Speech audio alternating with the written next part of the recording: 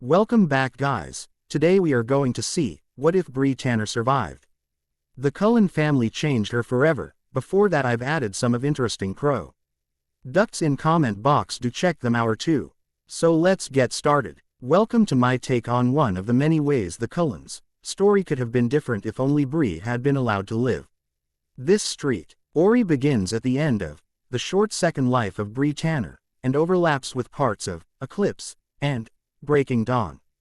It is quite a different story than the one we all know and love, and I hope you all enjoy it. Let me know what you think. Chapter 2 coming soon. SS. And, of course, these characters are not my own and are the continuation of the ones introduced to us by the wonderful Stephanie Meyer. Their footsteps were nearly silent, even as their muscles tensed to spring upon me. I briefly wondered if this was what my human prey experienced just before I killed them. There was some irony in there somewhere, but the thought of human prey brought the scent of the girl, Bella, back to the forefront of my mind, and I could quickly think of nothing else. Wait, it was the girlish voice, the one who made me burn. There was no question in her tone. When she spoke, they would obey. I've changed my mind. Let her live. My eyes flew open. She was letting me live. That made no sense. What about all those things she'd said about the Volturi's effectiveness being questioned and not offering second chances? As if she was the one who could read my mind, she continued. Our effectiveness has rarely been questioned. Our mercy, however, is questioned often. So let her live. She is your responsibility now. I suggest you take extra good care. Her eyes bore into the mind readers as she spoke those last words, and I heard his jaw snap shut. A small grin teased the corner of her mouth before she turned and sprinted away. Again, there was no question. The others would follow. There was silence in the clearing until the vampires in the dense black robes were beyond any of our senses. Carlyle turned to Esme and spoke. I need to go to the blacks. I want to try to reset the bones before they can heal. Esme reached up and touched Carlyle's face for a single second before he turned to Jasper. Please, was all he said, but Jasper nodded. Whatever they were intending to do, and I had a very strong feeling it involved me. They were in agreement. With that, Carlyle turned on his heel and ran. I thought the blacks must be very important if they would cause Carlyle to separate from his coven when I still posed a perceived threat. Jasper opened his mouth to speak but was interrupted by two voices at the same time. One was a trilling sound, like bells, and it came from the short girl with the spiky black hair. It was one word, Jazz, but the soldier looming over me turned and gave it his full attention. The other came from the mind reader, requesting that Jasper allow him to have a word. With a sigh, the short girl jerked her head at the mind reader. Jasper's attention remained on the girl, though. No, talk to him first. What he has to say is more immediately important. She said this with such assured confidence that I wondered if there were two mind readers in this strange, yellow-eyed coven. Emmett will stand guard. The big male loomed over toward me. His sheer size was intimidating, but the expression on his face was one of ease. Now, don't worry about me. You just be still and we'll be fine, he said in response to the apprehension on my face. Jasper, the mind reader, and the human girl were walking away from us, backs turned. I could hear the faintest of the mind reader's whispers, but I couldn't make out any intelligible words. The others waited patiently for their conversation to end. The burn in my throat was rising again as the sweet blood of the human girl tempted me more with every second. I knew I would die if I lunged. I looked around the group, trying to assess if there was any way I could possibly drain her and make it out alive. There wasn't. It occurred to me that, with Diego gone, I might not even care. But then I caught sight of Esme's face. It was radiating tenderness and compassion as she looked at me with her strange yellow eyes. This female clearly wanted me to stay alive, but I had no idea why. What purpose could I possibly serve in their weird coven? Her eyes flicked momentarily to the tall blonde, and I followed her gaze with my own. The vampire now in my sight was easily the most beautiful creature I'd ever seen. Blonde hair rolled down her back in waves. Where her hair framed her face, it accentuated the perfect angles of her features. There was truly no imperfection to be found.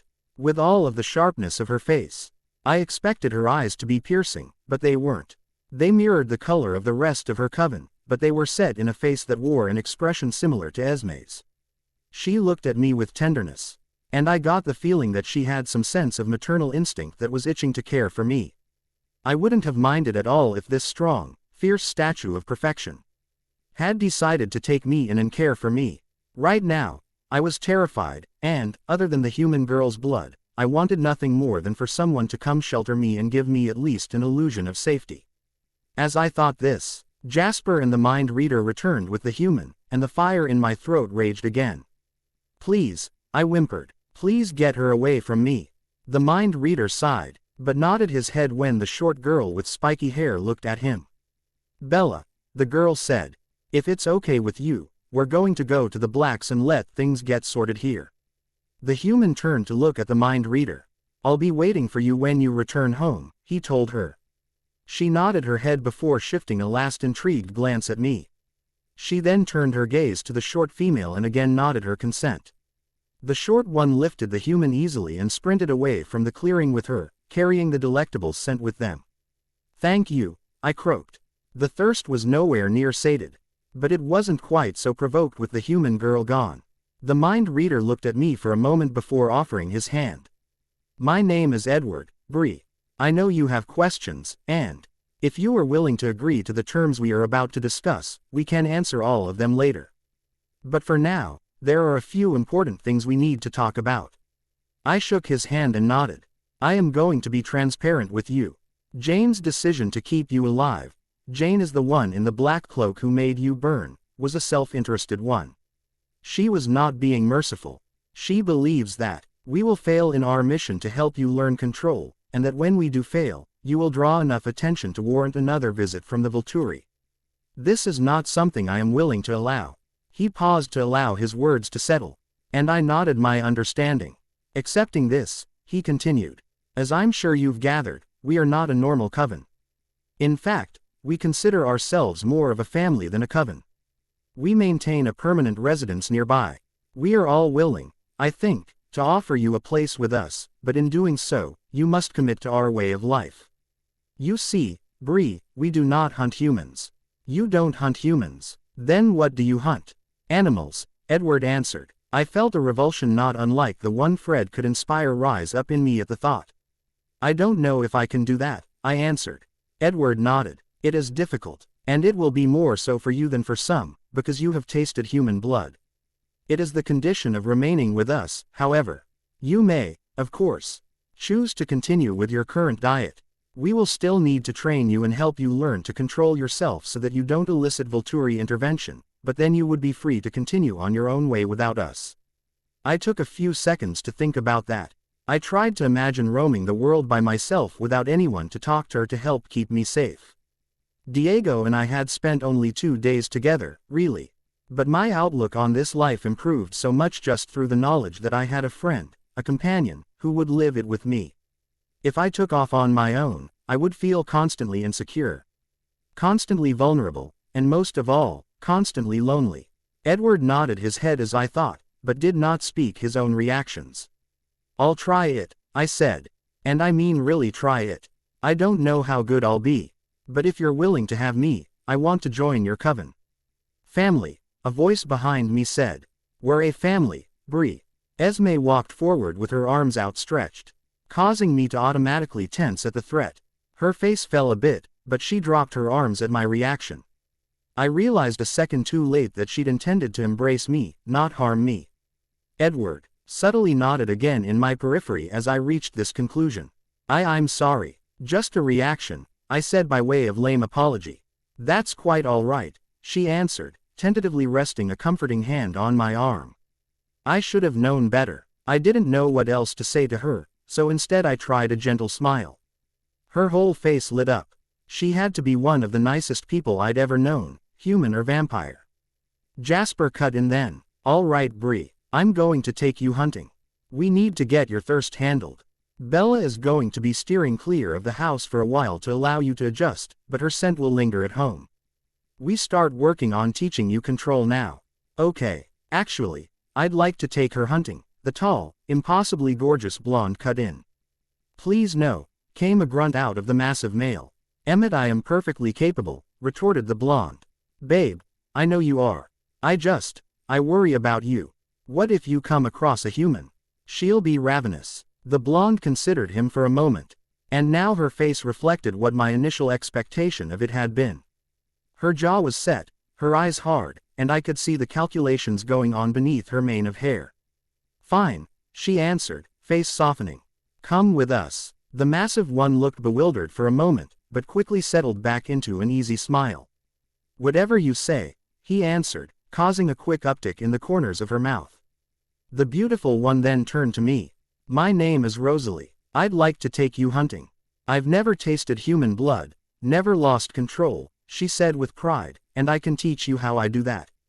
Emmett, my husband, will help us if we run into trouble. She said it with authority, and I couldn't tell if she was asking my permission or not. The faces around me all looked perplexed, and I got the impression that this Rosalie didn't do kind things often. Rose, Edward started, but she cut him off with a piercing glare.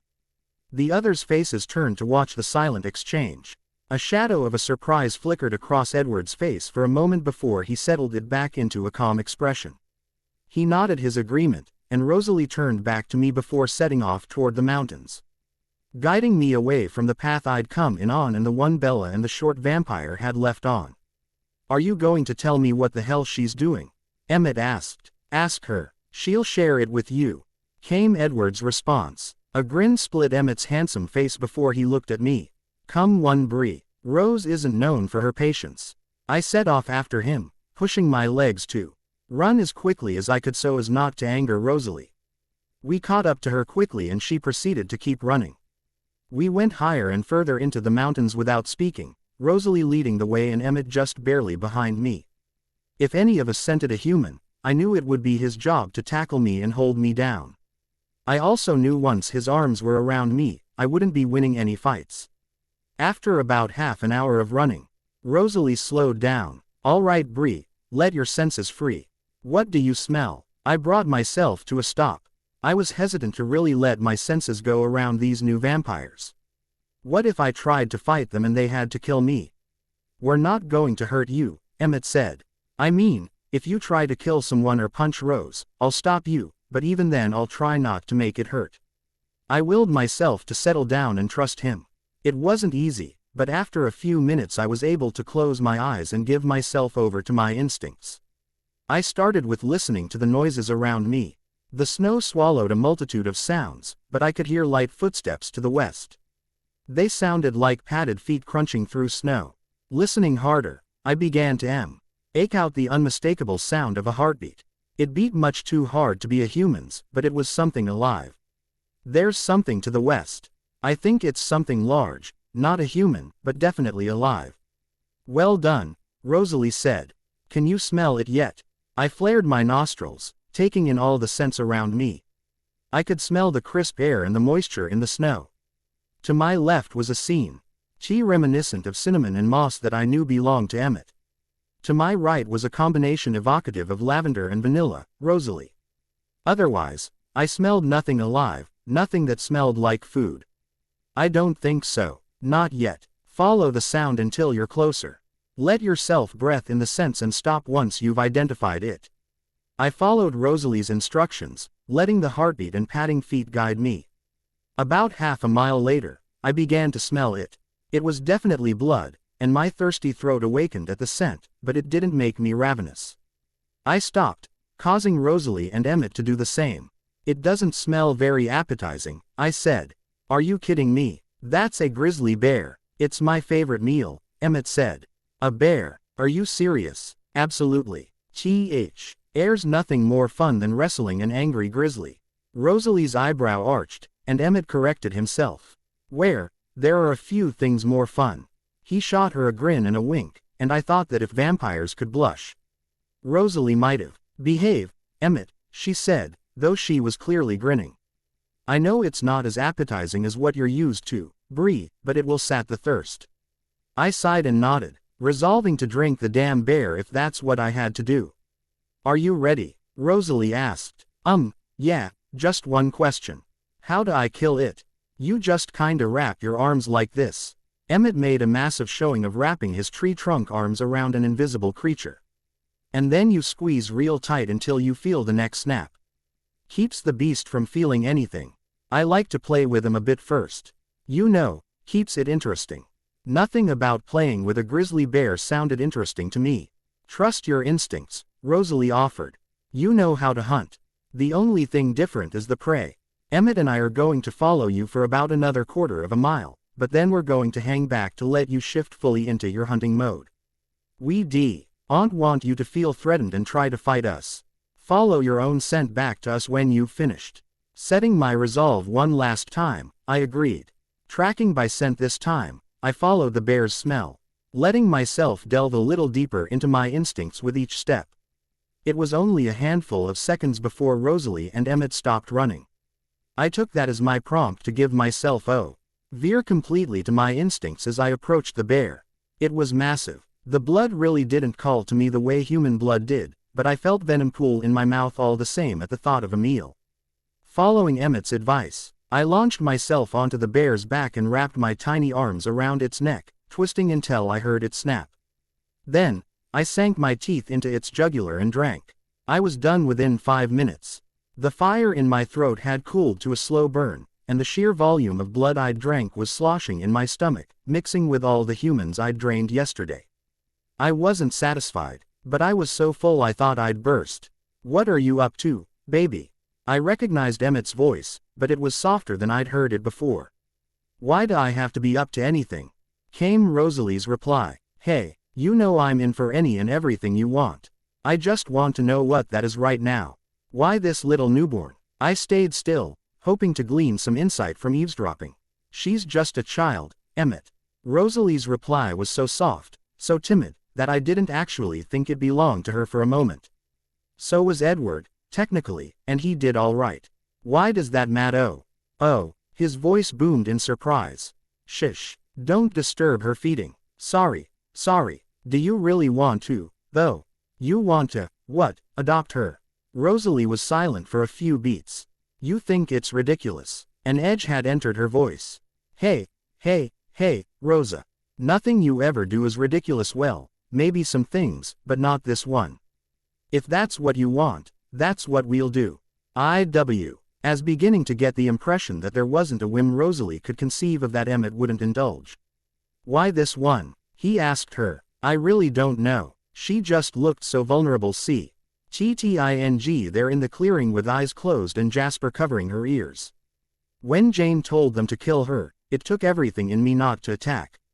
I haven't felt that way about anyone so immediately before. Not since you. I heard a soft pecking sound and knew Rosalie had just kissed him. I just feel protective of her. I can tell that she's scared, and I want to give her a home and a family. Then we'll do it, baby. Came Emmett's reply. He'd barely taken a second to think about it. As long as she wants us, we're hers. The kissing was much more intense now, so I started my path back to them, hoping they'd hear my footsteps and cool down before I arrived. So, Rosalie wanted to be my mom. It was a weird thought, considering I couldn't remember ever really having a mom. I wondered how this would work. Would there be a curfew? Would she ground me for sneaking out of the house or punish me if I didn't eat my dinner? Even though it sounded ridiculous, I couldn't shake the lightness that was spreading through me at the thought of being looked after, cared for, and claimed as a part of a family. I was smiling when I strolled back into their view. They weren't attached at the lips, but Rosalie stood facing me with her back pressed against Emmett while his arms encircled her waist. They were both very happy looking, and that, added with the pride I felt at being already so important to Rosalie, made me feel like I might actually be able to do this weird animal diet and family living thing. Well, how was it? Emmett was practically bouncing in anticipation of my answer. It wasn't awful, definitely not as good as the humans, but I'm full and not insanely thirsty. Good. We started to walk back toward the clearing using a human pace. I was caught off guard by how comfortable I felt with them already. Emmett, who'd seemed so intimidating at first, now just seemed playful and kind. Rosalie still intimidated me a little, but I also could now see that Rosalie was a person who got what she wanted. And what she wanted was me. I didn't feel wary of them at all as I had on the run earlier. Can I ask you a question? They both turned their heads to look at me. Shoot, Emmett said. Does Edward tell you guys what he reads in people's minds? I wasn't sure that I wanted them to know I'd overheard their conversation earlier. Nah, at least not most of the time. He's really respectful of everyone's privacy. But we're also pretty open. It's hard to keep secrets around the house. Yeah, with someone reading your mind all the time it would be that, and Alice knows what you'll do before you even do it, and Jasper can control your mood about it. So, really there's not much point in expecting to keep anything to yourself. But still, they keep it to themselves mostly, so the whole house doesn't always know. Quote, Rosalie had looped her arm through Emmett's as they walked, and he placed a gentle kiss on her head while I fired my next set of questions. Who's Alice? And what do you mean about her and Jasper? Alice is the shorter vampire who was in the clearing with us today, Rosalie answered. She's the one who took the human girl away. She had a slight sneer when she said, human girl. Alice can see the future, Emmett said. Kinda cool, really. And Jasper can read your moods and influence them. I contemplated that one for a few, deciding which set of questions I wanted to pursue first. So, are you all talented? Of course, Emmett retorted. I'm the strongest vampire ever. And Rose is the most beautiful. Rosalie rolled her eyes. No, we're not all talented. That's just Edward, Jasper, and Alice. I felt a wave of relief at that. I had no talents, and I didn't want them to reject me because of it.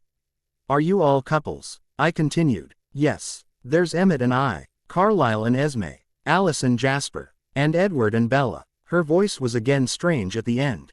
My voice was shocked. Edward's with a human. But how does he? We honestly have no idea, said Rosalie. Her tone was layered with implications, but I had no idea what she meant. Edward's a weirdo, Emmett offered. We love him anyway, though. You actually probably won't see much of him for a while. He's usually wherever Bella is, and since Bella won't be at the house for a while, he probably won't be either. How do you never mind?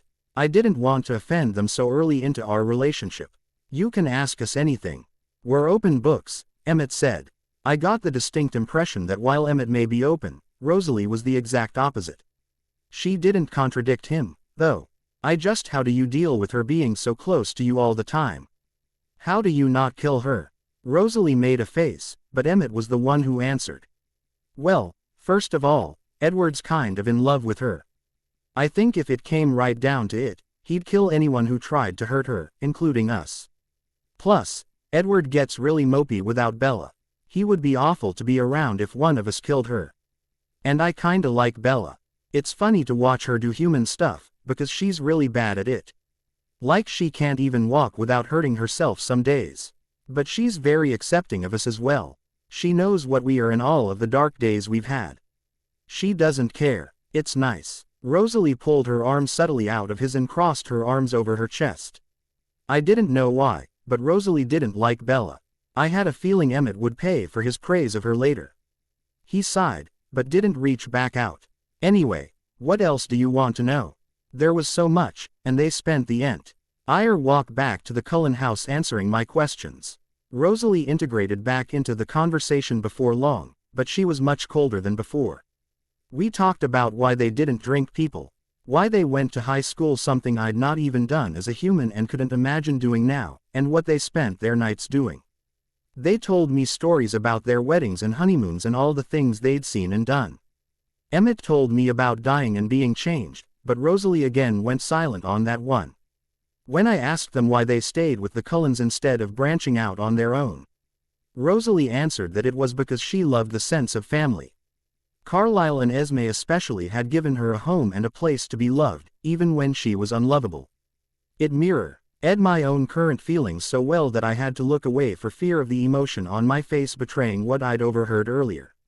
When we arrived back at the house, all of the other Cullens were there except for Edward. Remembering what Emmett said earlier, I assumed he was with the human girl. Emmett held the door, allowing first Rosalie and then myself to enter the house. I hesitated at first as the smells assaulted me. The smells were all sweet but distinct, comparable to pear, saltwater, chocolate, leather, tobacco, pine, apple, orange blossoms, mint, and a myriad of others. They were the smells of our kind. Sweet but touched with the tang of warning. My hesitation was brief, and by the time I walked through the door, the short vampire with spiky hair was dancing. There truly was no fair way to describe her gait. Down the staircase. Hi Bree. I'm sorry I wasn't able to introduce myself to you earlier.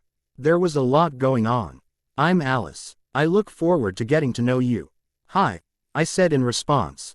She spoke fast enough that even my high-functioning brain found her a little overwhelming. Behind her, Jasper began a slow descent down the stairs. Bree, he said by way of greeting. I tried to keep in mind that he could sense my apprehension and calm myself down, but the effort just seemed to make it worse.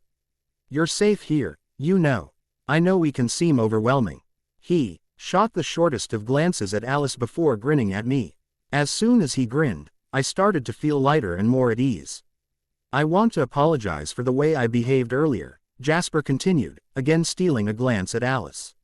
As I'm sure you can see by my scars, I've lived a life relatively similar to the one you were created into.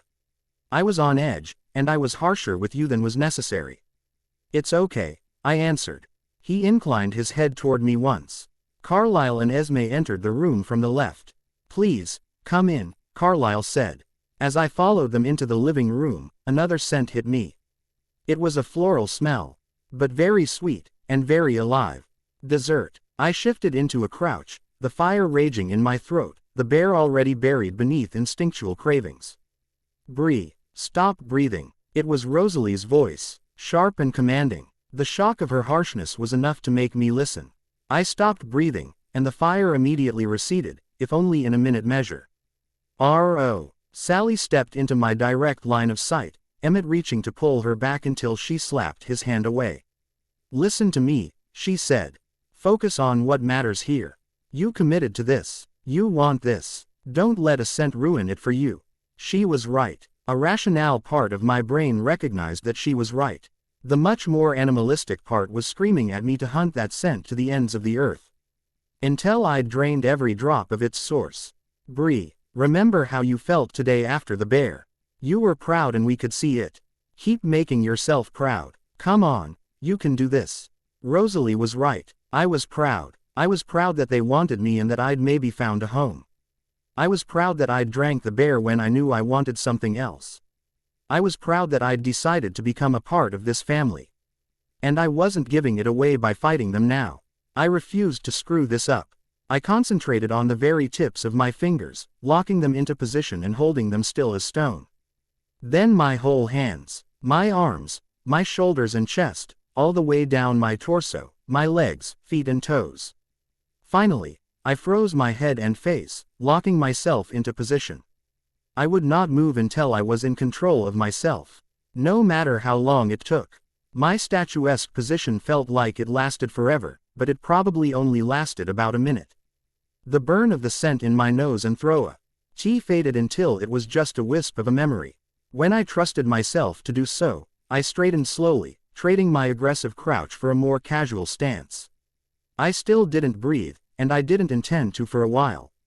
Great Bree, you're doing great. Can you talk? I shook my head ever so slightly. Go outside. Rosalie's voice was still authoritative and demanding. But it also made sense. I sprinted out into the yard, taking a deep gulp of fresh, crisp air free from the taint of Bella's smell.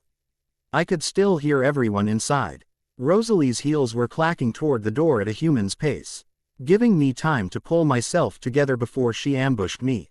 Rosalie, I heard Esme say. I can't explain it and I won't try, came Rosalie's sharp answer. Her tone ended the conversation just as quickly as it began. Her heels clacked again, the clacking disappearing into soft footfalls once her feet reached the snow. She stopped when she was about 5 feet away from me. I'm sorry, I choked out. You don't need to apologize, she said. Over my shoulder, I heard Emmett asking to speak to Esme in a barely audible whisper. You do, however, need to go back in and figure out how you're going to get through this. Rosalie continued. I can't, Rosalie. I don't know how to do this. She covered the rest of the distance between us. She sat close enough to me that I could have leaned my head on her shoulder, but she didn't touch me. It's only your first day of trying. You aren't expected to know how, yet. She paused for a while, scrutinizing me with those golden eyes. I could tell that she was making a major decision. And I didn't want to interrupt her. Finally, she sighed. Bree, she started. You don't know this about me yet, but I am not as uncommonly kind as my siblings here. I see. And even fake having the compassion of my parents. I've spent nearly a century caring about only two things, myself and my Emmett. And then you showed up in that clearing. I couldn't explain it to you if I wanted to. But I do already care about you immensely. I want you to be here where you are safe and protected. I want that too, I said. And I meant it. I wanted it so bad it hurt. Then you need to do what I tell you to right now. When we're finished talking, take a deep breath of the clean air out here, and then stop. Walk into the house without breathing. I'm going to guide you to the spot in the house where Bella's scent is strongest. Then, I'm going to guide you through taking in the scent without letting it overtake you. It is going to burn. You will have to fight for control. But I think you can do this. And I need you to do this so you can stay. Her voice was soft and kind. I again felt cared for in a way that I hadn't even thought imaginable just a day ago. I nodded my head, sucking in a deep breath of the crisp outdoor air. I stood to my feet and followed Rosalie onto the porch. She paused just before the door, regarding me with a tender expression. I nodded again, not wanting to let any of the air in my lungs escape by speaking. She erased the compassionate expression from her face, replacing it with a steely, firm-jawed mask. Then, she opened the door. Bree and I are going to need some space, she announced in a haughty voice. I noticed that she delicately let her fingers brush Emmett's hand as, one by one, she pierced everyone else in the room with a challenging glare. When she was satisfied that her statement was met with no contest, she proceeded into the living room, beckoning me to follow with a wave of her hand.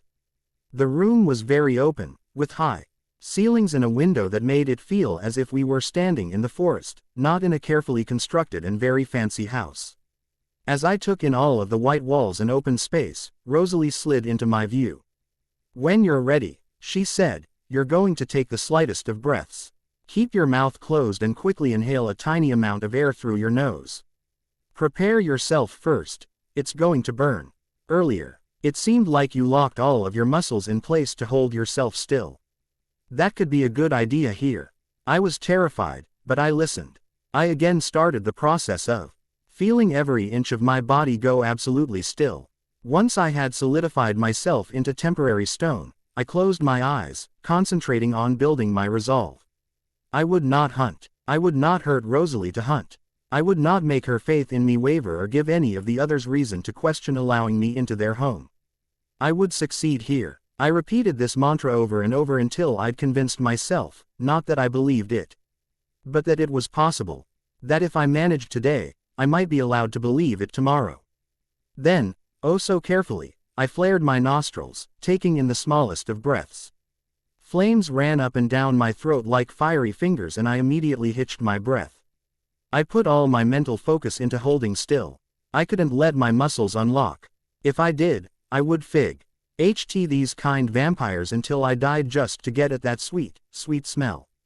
I could track her from here, I knew I could. Her only saving grace would be if her scent went in multiple directions and Edward could be warned before I arrived. But I couldn't think about that. I couldn't think about tracking her because if I did, no. There was no if.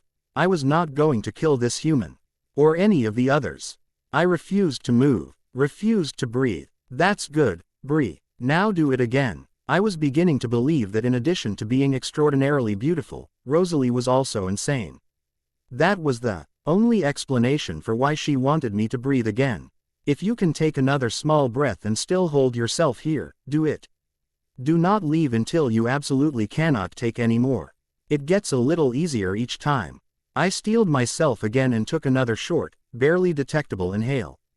The flames returned, but this time instead of holding my breath, I breathed in a little more.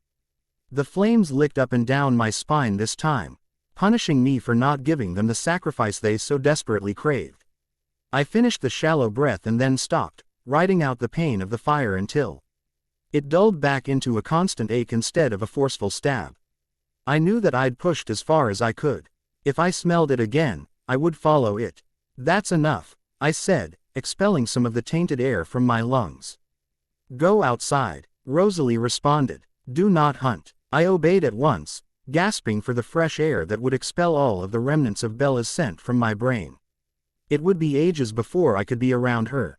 Or any human. If the lingering scent in the living room was enough to undo me like this, there was no way I would ever be able to control myself around the living source.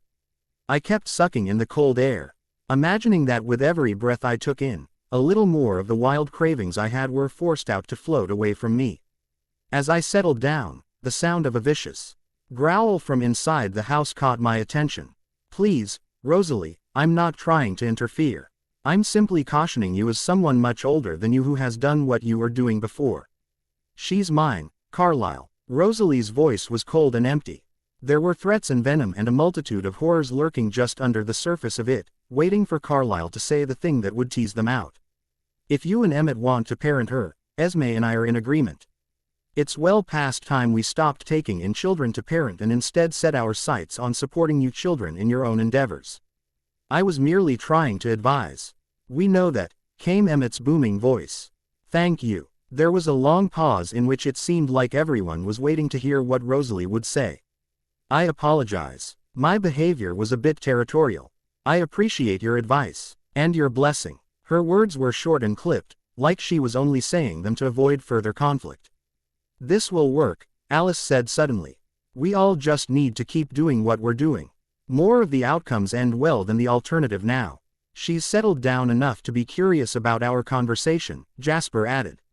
"Perhaps you and Emmett should go to her." I had no doubts that Jasper was trying to dispel the tension in the room by getting rid of its tensest member. Rosalie and Emmett soon met me in the yard. "You did really well, Bree." Emmett's smile was huge, and it really did make me feel better. Rosalie nodded her head encouragingly along with him. "Thank you," I said. "It sucked." Emmett chuckled. "Yeah, it's not easy. But it gets easier every time. You just have to keep reminding yourself why you committed to our lifestyle to begin with. For me, it's Rose." He put his arm around her waist and pulled her closer to his side.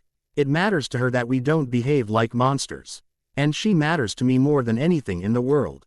So, when I'm tempted, I think of her." He turned a dazzling smile on her, and the look of adoration in his eyes was so genuine it felt almost too private for me to watch. "And for me," said Rosalie, still grinning at the look Emmett had given her, "it's two things. I didn't have Emmett in the beginning, so at first it was a competition with myself. I told you before I've never tasted human blood. I don't intend to break that record. But there's also my family. We live more peacefully because of our diet, and I don't want to lose them in a mad bloodlust." It was so strange to hear these vampires sharing their motivations and values with me, but I liked it. I was comfortable in it. "I want to try again," I said. "I don't think so," said Rosalie. A confused look crossed Emmett's face, but he didn't argue with her. "There's pushing yourself to get stronger.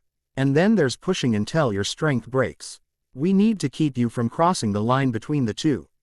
I didn't like it, but it made sense.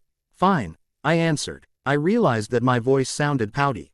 The voice of the whiny teenage I'd been not too long ago. I tried to make it softer as I continued. "Can I take a shower, though?" "Of course," Rosalie answered. "Hold your breath and I'll show you up to mine and Emmett's room. You shouldn't be able to smell her there." I held my breath and followed Rosalie back through the house. Esme peeked her head out of the living room and smiled as we walked through the door. I smiled back but didn't waste any of my breath speaking. We walked up the steep staircase and met Alice and Jasper on their way down. Alice's eyes were staring into the distance, like she wasn't really seeing anything in front of her. Her step never faltered, though. "Oh," she breathed. "How careless of me, Bree," she said, focusing her gaze back to the present. "You're free to wear anything in my closet. I think you're closer in size to me than anyone else. I'll take you shopping tomorrow, if you'd like." Alice was weird, but she seemed very kind. If I was going to be a part of this family, I was going to have to take advantage of opportunities to spend time with all of them. "I'd like that very much," I said, sacrificing a little of my air to ensure that she knew how much I wanted to spend a day with her. "Fantastic," she said before flitting down the stairs with Jasper in tow. Rosalie continued the rest of the way up the stairs and into one of the rooms on the second floor. If I hadn't known better, I would have thought that I'd somehow left the Cullen house behind when I crossed the threshold into Rosalie and Emmett's room. Main parts of the house were stark white, sleek and modern and open. This room couldn't have been any more different. The back wall was completely glass, peering out over a huge river. The rest of the walls were exposed pine. 2 rocking chairs sat in front of a fireplace to my right, and a large area rug with weaving strands of black, gold, and tan covered the floor. To my left was a bed, adorned with a comforter and pillows that matched the rug. Various paintings hung artistically on the wall, bringing a feminine touch to the otherwise rugged room. On either side of the fireplace were bookshelves. One of them held a record player, records, and almost endless books. The other held various sports magazines and piles of sports equipment. I was willing to wager that one was Emmett's. After giving me a few moments to take in the room, Rosalie responded to the expression on my face. "Surprised?" "Only a little," I answered. I took a breath as the words used up the rest of my air and was grateful that the air smelled clean. "Emmett grew up in a cabin," Rosalie said in that rare soft voice she occasionally used. "He missed the comfort of it, and I really don't mind." Her expression matched her voice, gentle and caring. "Anyway," she continued, "the shower is in there." She pointed to a door I hadn't noticed before in the back left corner of the room. Alice meant it when she said you could raid her closet. "Feel free. Her room is at the end of the hall, with the closet through the bathroom on the right side of the room." I nodded my understanding. "Thank you. I'll give you some privacy. Help yourself to any of the books." She left the room, pulling the door closed behind her as she went. I sat in one of the rocking chairs for a few minutes, finally allowing myself to feel all of the exhaustion and stress that I'd been under for the past 24 hours. It didn't seem possible that it had only been a day since I'd been mobilized along with Riley's small army against the Cullens. In that time I'd almost died, twice, and had now been accepted into the home of the most compassionate vampires that had probably ever lived. What a strange day. I felt tired. My body was, of course, ready for anything. I could have charged into battle or pursued prey on a hunt, climbed a mountain or swam across the Atlantic. But mentally, I wanted rest. Even the Cullens' money couldn't buy the luxury of rest for vampires. Though, with a sigh, I walked out of the room and down the hall into Alice and Jasper's room. If Rosalie and Emmett lived in a rugged log cabin, Alice and Jasper lived in an apartment over the River Seine. My eyes were assaulted by shades of pink and silver with floral accents everywhere. Alice clearly had an obsession with Paris. I was suddenly a little apprehensive about shopping with her tomorrow. I'd always admired nice clothes, but never been able to afford them, and I had no idea how I'd manage to do so now. I had about $300 in my pocket, collected from some of my last human victims. With Alice's tastes, that wouldn't go far. I continued into the closet and was again assaulted, this time by a collection of beautiful clothes. Burberry, Chanel, Armani, Valentino, Givenchy. Her collection was incredible. My eyes were immediately drawn to a knee-length velvet pink dress. I grabbed it and ran, falling back into the instincts for theft I'd cultivate during my short time in Riley's charge. When I got back to Rosalie's room, I came to my senses and remembered that I'd been given permission to borrow this dress. I smiled as I ran my fingers over the soft material, thinking about how luxurious it would feel on my hypersensitive skin. My walk was slower as I made my way to the shower. I turned the water on to a nice lukewarm temperature before stepping in and letting the water wash over my granite skin. The dirt scrubbed off easily in the water, but it took ages to get the grime out my hair. When the long process of getting clean was over, I stepped out into the steamy bathroom. I used my fingers to comb and part my hair, letting it air dry a bit as the steam receded from the room. When I could see myself in the mirror again, I picked up Rosalie's hairdryer and started blowing my hair dry to achieve volume and a sharp bob at my chin. The rest of me dried as I styled, allowing me to slip easily into the dress when I was done. The dress curved out into a wide crewneck that showed off my collarbones, but the sleeves were tight all the way down to my wrists. It clung to me perfectly until it reached just above my knees, the pale pin color standing as a complement to my pale, smooth skin and in contrast to my dark hair. Except for my piercing red eyes, I looked beautiful. I imagined how I would look if I could stay with the Cullens. When my eyes one day softened to gold, would I think I was truly beautiful then, or would I always miss my brown ones? I sighed and ran my fingers through my hair, a nervous tic I'd brought with me from my human life. Before stepping away from the mirror and back into the room, Rosalie's bookshelf was tempting. Her books ranged from timeless classics, though they probably didn't seem timeless to her, to modern young adult literature that had only become popular in my human teenage years. After formulating a mental list of which books I would read first, I walked back into the hall. I was afraid to descend the stairs for fear that Bella's scent would hit me again, but I wasn't sure that I wanted to stay up here alone either. "Bree," a gentle male voice said from the end of the hall. Lyle was peering at me from an open door. "Would you join me?" I walked toward him, entering what could only be his office as he stepped aside to hold the door for me. "Thanks," I said. "You did very well today in dealing with Bella's scent." His tone was praising and, in spite of myself, I felt myself beginning to smile at him. I mumbled my thanks while Carlyle resumed the chair behind his desk. Feeling that standing was impolite, I sat in the chair opposite him. "I wanted to get to know you and invite you to ask any questions you may have," he said. "Oh, well, I'm really not that interesting."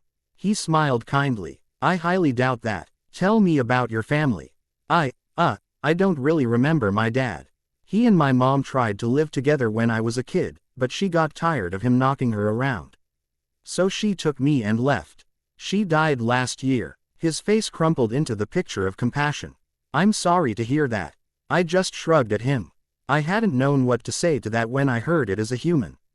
"And I didn't know now. Is that the only family you had?" I hesitated for a moment. I'd been planning to keep Ashley a secret, at least until I was sure I could stay here. Carlyle's face was neutral, but his eyes were scrutinizing. He'd know if I lied, and I wanted him to trust me. Plus, Edward would probably know as soon as he visited again anyway.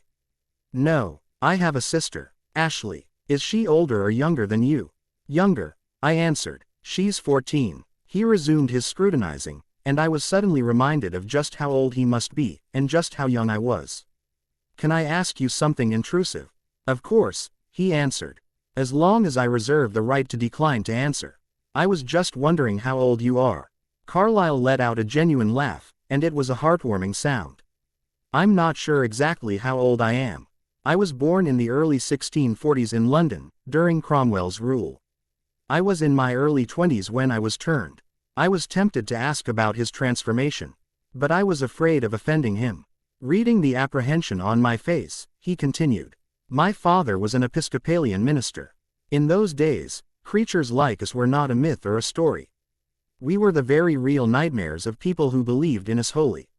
My father hunted vampires. I admit, he wasn't very good at it. In his zeal, he often brought about the deaths of humans who merely had peculiar behaviors. But he rarely found real vampires." He was staring beyond my head now, lost in the memories of his life almost 300 years ago. I was more patient than he. I found a small group of actual vampires living in the London sewers. I led a raid on them, but a group of overconfident humans with torches and pitchforks were no match for vampires, even starving ones. I was bitten as they attacked. I knew what my father would do if he knew what I'd become, so I dragged myself into a cellar for the duration of my transformation." He paused briefly as a shiver ran down his back. The memory of the transformation elicited that response in us all. No one came when they heard the screaming. He shook his head. "I didn't scream. It was one of the hardest things I've ever done. People knew who I was. And they knew what I did. If someone had come across me, writhing and screaming in pain just after hunting vampires, I would have been killed. In hindsight, I spent a long time wishing I'd screamed at the top of my lungs. I tried a number of ways to kill myself, even starvation. They all failed. I was hiding in a cave one day when a herd of deer passed by. I didn't even think, I just attacked. I found, though, that I could live on the blood of animals, and my lease on life changed." I thought that over for some time before asking my next question. "So you've never tasted human blood?" Just at the thought, the thirst raised its ugly head. The corners of his lips quirked. "I have tasted, but never killed. I told you, Not screaming out was only one of the hardest things I've ever done. I was staring at him now with wide eyes, completely enraptured by his story. I turned 4 of those I now call family. First was Edward, then Esme, Rosalie, and Emmett. Alice and Jasper came to us by their own path. His voice held a note of finality, and I knew if I wanted further details about those stories, I'd have to ask each person individually. Is there anything else you want to know? I'm sure there will be a lot more as time goes. But, can I ask what you all do at night? I know you go to school and work during the day, but what about when you're pretending to be asleep? For the most part, we take some time to indulge our own interests. For example, I normally brush up on my medical studies. Edward and Rosalie read, play music, and work on cars. Emmett and Jasper normally end up embroiled in one game or another. Things like that. What are your interests? I like to read. I don't really remember caring about much when I was human. And I didn't have a lot of time to figure out what else I might like after.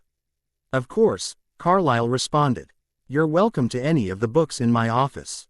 I'm sure Rosalie would agree, and Edward too, you'll have to wait until he's here to ask him. I'm sorry about that. About what? Chasing Edward out. It's really not fair. I don't want to be an inconvenience. Carlyle was shaking his head at me before I could finish getting the words out. Bree, you're not an inconvenience. Edward spends all of his time with Bella, anyway. The only difference is that now she won't be here as often. We'll manage other ways to see her. You're a part of this family now, Bree. We take care of and support each other, and you're now living through a difficult phase that we've all endured before. We will be here for you. If I could have cheered up, I would have. It was so strange to be cared for, to not have to dance around the edges of everyone else's convenience. It was nice to be prioritized. A few more things, he continued. Your sister, Ashley, would I be correct in assuming you cared for her after your mom's passing? I didn't want to think about this. But, again, I wouldn't lie. Yes, for a while, but eventually I had no way of making money. Ashley was going to school starving and didn't even have a winter coat. A teacher must have called CPS. I wasn't home when they came. I knew that Ashley was gone when I returned, though, and I knew they'd come for me too. So, I ran. That's how I ended up on the streets. She's with a nice family. They're just fostering her right now, but they'd be talking about adoption before Riley found me. It sounds like you care about her very much, Carlyle's soft voice said. I do. Bree, you may be tempted, at times, to visit her. You can't do that. First, because it is against the Volturi's laws for us to expose ourselves to humans. You and Ashley both would be in great danger if you did that. I nodded. I'd not been thinking about visiting her. Not concretely. It would be nice to check in on her though, just to make sure she was okay. And you can't visit but remain unseen, either. Not now. Maybe after you've matured and your thirst is controlled. But to check on her would be to be near humans. You would pose an immediate danger to your sister's life if you got too close. That thought hadn't occurred to me, but of course he was right. If the ghost of Bella's scent clinging to the furniture downstairs was enough to require me to leave a room or else lose my mind, I had no doubt I would kill my own sister if she got too close. Even now, my throat flared at the thought. Of course, I understand, I said. I'm glad to hear it. Now, I'll make these next 2 things quick as to not cause you unnecessary pain. First, we've opened all of the doors and windows downstairs in an attempt to expel Bella's scent. We'll try again tomorrow to see how you respond to it, but it should be faint and manageable within a few days. Until then, you should try to remain up here. I'm often in my office if you'd like company. I nodded to show him I understood. Finally, I need to know how often you were hunting before. I now knew what he'd meant when he'd mentioned unnecessary pain. Just thinking about hunting made my throat burn. I swallowed down the venom beginning to pool in my throat. About twice a week, I answered him, paying attention to the vibration in my vocal cords instead of the sudden dryness in my mouth. We'll try to stick to that same schedule with you, for now. If you need to hunt more often, please tell us. We're here to help you. I will. With that, Carlyle turned to one of the books on his desk, subtly dismissing me. I went back to Rosalie's room to pick a book off of the shelf. I felt bad about taking over her and Emmett's space. So I moved back into the hall and snuggled in on the top step to read. 13 chapters later, Rosalie walked out of her room. "What are you doing?" she asked. I shook my book at her. "Reading. I can see that." I meant, why are reading out here? I'd have thought you'd want some peace and quiet. Compared to what I've been living with, you guys are monks, I told her. And I feel bad intruding on your and Emmett's room. I'm fine out here. The scent should go away in a few days and then I can hang out in the living room. That's nonsense. You're not intruding, we're offering. Esme and I talked and we think we can add a room off the garage. It'll take a few days to get the materials in, but once we have them it should only take us a day or two to build. Until then, you can use mine and Emmett's as a place to retreat. You're building me a room. Everyone in the house deserves their own space to get away, she answered. Plus, Esme's wanted to expand for ages. You've just given her an excuse to finally do it. There weren't any words I could say to express how grateful I was, and by the time I settled on trying, the moment had passed. Will you be okay if Emmett and I go for a run? She asked. Carlisle and Esme will be here, and I think Alice and Jasper will be home soon. Yeah, I'll be fine. Have fun running. Rosalie grinned at me before ying down the stairs to take Emmett's hand and pull him outside. I retreated into their room, curling up with my book in one of the rocking chairs and feeling, for the first time since I'd been turned, at peace. I'd finished 5 books by the time Alice and Jasper returned, just as the sun was beginning to rise. I was on a Nathaniel Hawthorne kick and I struggled to turn my attention to Alice until she started up the stairs. The smell of Bella hit me like a wave. It wasn't strong, and it wasn't quite right, but it was enough to make my throat ache with the need to be coated in blood. I turned to the same tactics I'd been using so far, immobilizing every inch of myself and committing to staying that way until I felt semi-controlled. I tried not to stop breathing at all, and when Alice reached the top step, I understood what was happening. Bella's sugar and garden scent mixed with Alice's own pear and daisies, telling me that they'd been together, and probably hugged goodbye, very recently. I decided to test myself, pushing a little further but staying controlled. Alice, can I try something? She smiled a knowing smile and waved her hand to invite me forward. I took 3 steps closer, inhaling as I raised my foot and exhaling as I brought it down. I concentrated on the contractions in my muscles, deciding that if I felt so much as a twitch I hadn't consciously given direction for, I would bolt. When I was less than a foot from Alice, I leaned in, placing my nose inches above her shoulder and inhaling deep. Alice's own scent dulled Bella's, shrinking the compulsion to sink my teeth into her. But still, Bella was there. Her scent was prominent enough to send the fire into my gut. I held, refusing to give in. When the fire receded, I inhaled again. The difference in temptation was infinitesimal. But it was a difference still. I wanted it slightly less. I attempted a third inhale, slowly becoming shocked at how easy it was to keep my feet planted, my jaw locked, my hands still. My breaths continued until I was able to breathe normally. Then, I took a step back and smiled. Very well done, Bree. Of course, I knew you would succeed or I would have changed clothes before coming in. But still, I'm very impressed. Thanks, I said, elated by the praise. Are we still going shopping today? I was still wearing the light pink dress, and while I thought it looked phenomenal, I was excited to at least try on some new things, even if I couldn't afford them. No, Alice answered. Shopping is coming to us. She sprinted down the stairs, returning within the next second. This time with a pile of clothes larger than she was.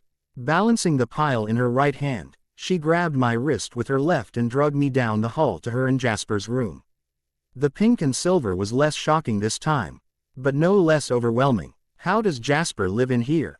I asked her. He loves his wife very much, Jasper answered, appearing behind me without my notice. I'd been so distracted by the room that I'd not been paying attention to my surroundings. I again found myself shocked at how comfortable I was here. I just wanted to let you know I'm going out for a bit, he told Alice. I know, she answered with a sad smile. Be safe. He kissed her gently before he took off. Once he was gone, I asked her what he was up to. She said, staring past me with a slightly blank expression. No, it's better if I don't tell you. It's nothing terribly interesting. I'll tell you what is interesting, though. She pulled an emerald green peplum blouse out from the middle of the pile. The blouse was smooth under my hand, flowing like water when I moved it. It's silk, I whispered. Alice, it's beautiful, but I can't afford this. Oh, don't be ridiculous. I'm serious, Alice. This blouse would probably take all the money I have. She sighed. I've already paid for all of these. You keep what you want. We'll donate the rest. My jaw fell open. You can't. Bree, we buy and donate clothes all the time. Settle down and start picking.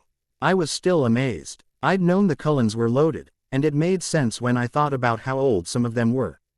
To be able to drop literal thousands of dollars on high-end clothes for some vampire girl they'd just found a day ago was almost obscene.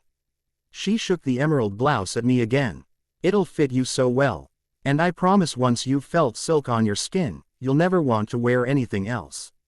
I allowed her words to tempt me and put the blouse on. She was right, I never wanted to take it off. The temperature of the silk conformed almost immediately to match the temperature of my skin. The material was lightweight and smooth, it was luxurious. I hadn't realized how much regular cotton, and even the soft velvet, itched my extra-sensitive vampire skin until now. Plus, the blouse looked wonderful with the black jeggings she'd bought. You'll keep them, she said, already handing me my next outfit. An hour later, I had enough clothes to last me 2 weeks straight without re-wearing anything. I'd been most attracted to the more eye-catching looks, but Alice made me take some plainer things too. I'd loved all of the flats, heels, and booties she'd bought and asked her if I could keep them all, with the promise that we'd donate them once I bought new ones. She'd laughed her belle pile and added each pair to the keep pile. When we were finished, a small pile of clothes, containing a white dress with cutouts in weird places, 3 pairs of jeans, and a few blouses that just hadn't fit my petite frame correctly, was packed up to be donated the next time Alice went out. She helped me carry my new clothes to Rosalie and Emmett's room. I easily could have done it myself, but I appreciated the company. Rosalie had cleared a space in the closet for my new things, and we put them away at human speed. When I got to a deep red tank top that I intended to layer under a soft black cardigan, I stopped for a moment. Ashley's favorite color was red, I said aloud. My sister. I couldn't help but think about Ashley then. I'd begun to feel very much at ease with Rosalie and Emmett. But the friendship I was forming with Alice was a different kind of ease. Our conversations flowed naturally, as if we'd known each other for years and not hours. I'd always wished Ashley enjoyed fashion more. She wasn't one to care about clothes since she spent so much of her time outdoors hiking and playing sports. I was the one who always idled at store windows staring at the garments inside with envy. Alice and I were bonding over our mutual love of expression through outfits, though, and I was enjoying the time I'd spent with her this afternoon more than anything else I'd done in the Cullen home so far. You miss her? It wasn't a question, but I answered it anyway. Yeah, I do. They told me that would fade, though. Alice put down the blouse she was hanging and grabbed my hand instead. They're right. It will fade eventually. Human memories always do, or so I'm told. It's not wrong to miss her, though. I think if I remembered having a sister before, I'd miss her too. So your human memories are gone, then? I was wondering what kind of timeline I was looking at. If my memories of Ashley would fade that quickly, I wanted to write down what I had now, so that one day I could read it and hold on to her that way. Alice smiled at me sadly. I never had any human memories, she answered. At all. I'm sure at one time they existed. I did live enough of a human life to mature into an adult. But I awakened with no memory of any of it. I considered asking her to elaborate, but didn't want to intrude. Apparently, she could see that, because she continued. I found out about a year ago that I was committed to an asylum when I was a human. My family declared me dead the same day I was admitted. My best guess is that I probably had some level of precognition as a human as well. I don't know if that made me unstable, or if it was just too eerie for them to handle when I told them about things before they happened. Anyway, they had me committed. An older vampire took a liking to me, even while I was human. I think he cared for me and tried to make sure that I didn't bear the brunt of the medieval mental health treatments being tried in Mississippi at the time. At least, I like to imagine that's what he did. I don't know why he didn't change me sooner. Maybe he was one of those who thought our existence to be a damnation. Eventually, though, he was forced to change me. How? I asked, enthralled by this tale. Have you ever heard of trackers? No, I don't think so. Trackers are vampires with a heightened sense that draws them to their prey. Apparently, I smelled quite good as a human. The tracker set his sights on me, so the old vampire changed me to protect me. I guess that really pissed the tracker off, so he killed the old one. But there wasn't much he could do about me, and I was no longer alluring to him. I really don't even remember my transformation. The shock therapy they did fried my brain enough that I didn't feel much. I do remember being completely overwhelmed by the precognition when I woke. It took quite a long time for me to figure out what was happening in my head. I could see every situation occurring hundreds, sometimes thousands of ways. It was hard to tell what was real and what wasn't. I eventually figured it out though. I saw Jasper and knew I would love him. And I saw us joining this family and loving them too. She paused for a while as I turned her story over in my mind. It was terrible what had happened to her, both as a young girl and leading up to her transformation. I had a sister too, she said, breaking my reverie. I have no memories of her. I don't even know what she looked like. But her name was Cynthia. She had a daughter who was still alive in Biloxi. I've checked on her a few times. She's an older woman now. And a successful therapist. I spent days laughing at that irony. The thought brought her dazzling smile back to her face. I, however, was still a few sentences back. You've checked on her. Realization dawned on Alice's face as a plan formed in my mind. Yes, I can check on her. You'll have to help me see a more definite idea of where she is, but I can make sure she's safe until you can check yourself. Relief washed through me. Alice wouldn't lie to me, I could feel that. If she brought back news that Ashley was well, I would be able to trust that. Thank you, Alice. The last time I saw her, she was living in a yellow house off of 118th Avenue Southeast in Bellevue. She was being fostered, and they were hoping to adopt her. What does she look like? Alice asked. A lot like me. Well, like I was before. She's short and small like I am. Her hair was longer, but it's the same dark brown as mine. Her eyes are brown and wide, and her face is softer and rounder, with kind of an oval shape. I think I'll be able to find her on that. It may take a few days, but I'll make sure she's okay. Thank you so much. For the second time since entering this house, I felt I might have teared up if I'd been biologically able. I know there isn't anything I have that you'd want, but if there's anything I can do to repay you, Alice, please let me know. There is something you can do, actually. I raised my brow in question. It's been a very long time since I've spent time with someone who enjoys fashion like I do. I'd like it very much, Bree, if you would stay. A smile broke out over my face. I'm going to do my very best, I answered. Later in the evening, Rosalie and Emmett returned. They both greeted me with wide smiles and then asked if I was ready for a return to the living room. I was apprehensive but determined and agreed without hesitation. Bella's scent lingered still, but it was almost gone. I would be uncomfortable staying down here still, but I would no longer be wondering how long my control could hold. Craving a little shock value, I walked directly across the room and stretched out on the couch, propping my feet up and placing my hands behind my head. Emmett allowed a laugh to boom, eliciting a grin from me. You've got spunk, Bree. I like that. Rosalie was peering down at me from the height of her stiletto heels. I was suddenly worried that I'd been disrespectful, but the look on her face was one of pride, concern, and something else that I could only describe as maternal. Carlisle and Esme filed into the room soon after and told me again how well I was doing. It made me feel good to be so heavily supported and praised. We spent the rest of the evening and most of the night sitting in the living room, talking and laughing. I learned more and more about the Cullens, and the more I learned, the more I liked them. It still shocked me to see such a large group of vampires living so peacefully, so happily together, but the more I saw, the more I wanted it for myself. The itch in my throat grew into a burn as the night went, but I didn't have to leave the room, and I was very proud of myself for that. Carlisle asked about my thirst, and it peaked just at being acknowledged. I was thirsty, and Rosalie decided that we'd hunt tomorrow night, perhaps sooner if necessary. I didn't want it to be necessary. Edward came home around 3:30 a.m. looking thoroughly windblown. "Hello, Bree," he greeted me kindly. "Hi, I'm sorry about all this," I said.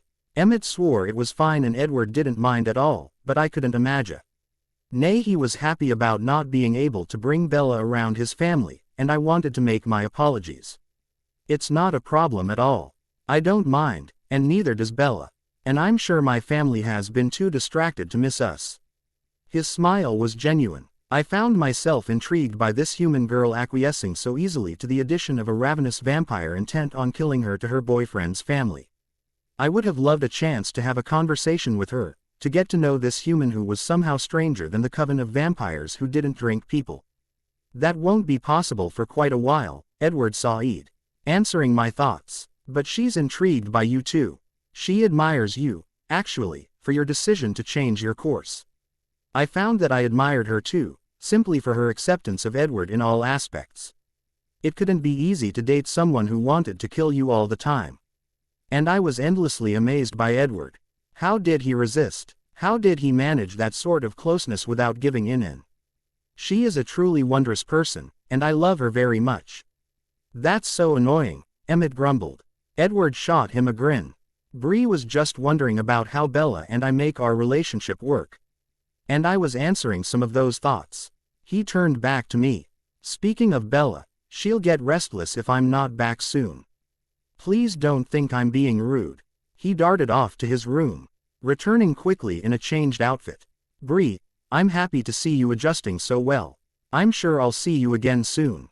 He bid the rest of his family farewell before running out into the night. I knew I shouldn't feel guilty and that this was probably routine for him, so I tried not to let that feeling subside. It was replaced by thirst. We were moving into the third day since I'd fed, and the urge to sink my teeth into something warm was growing.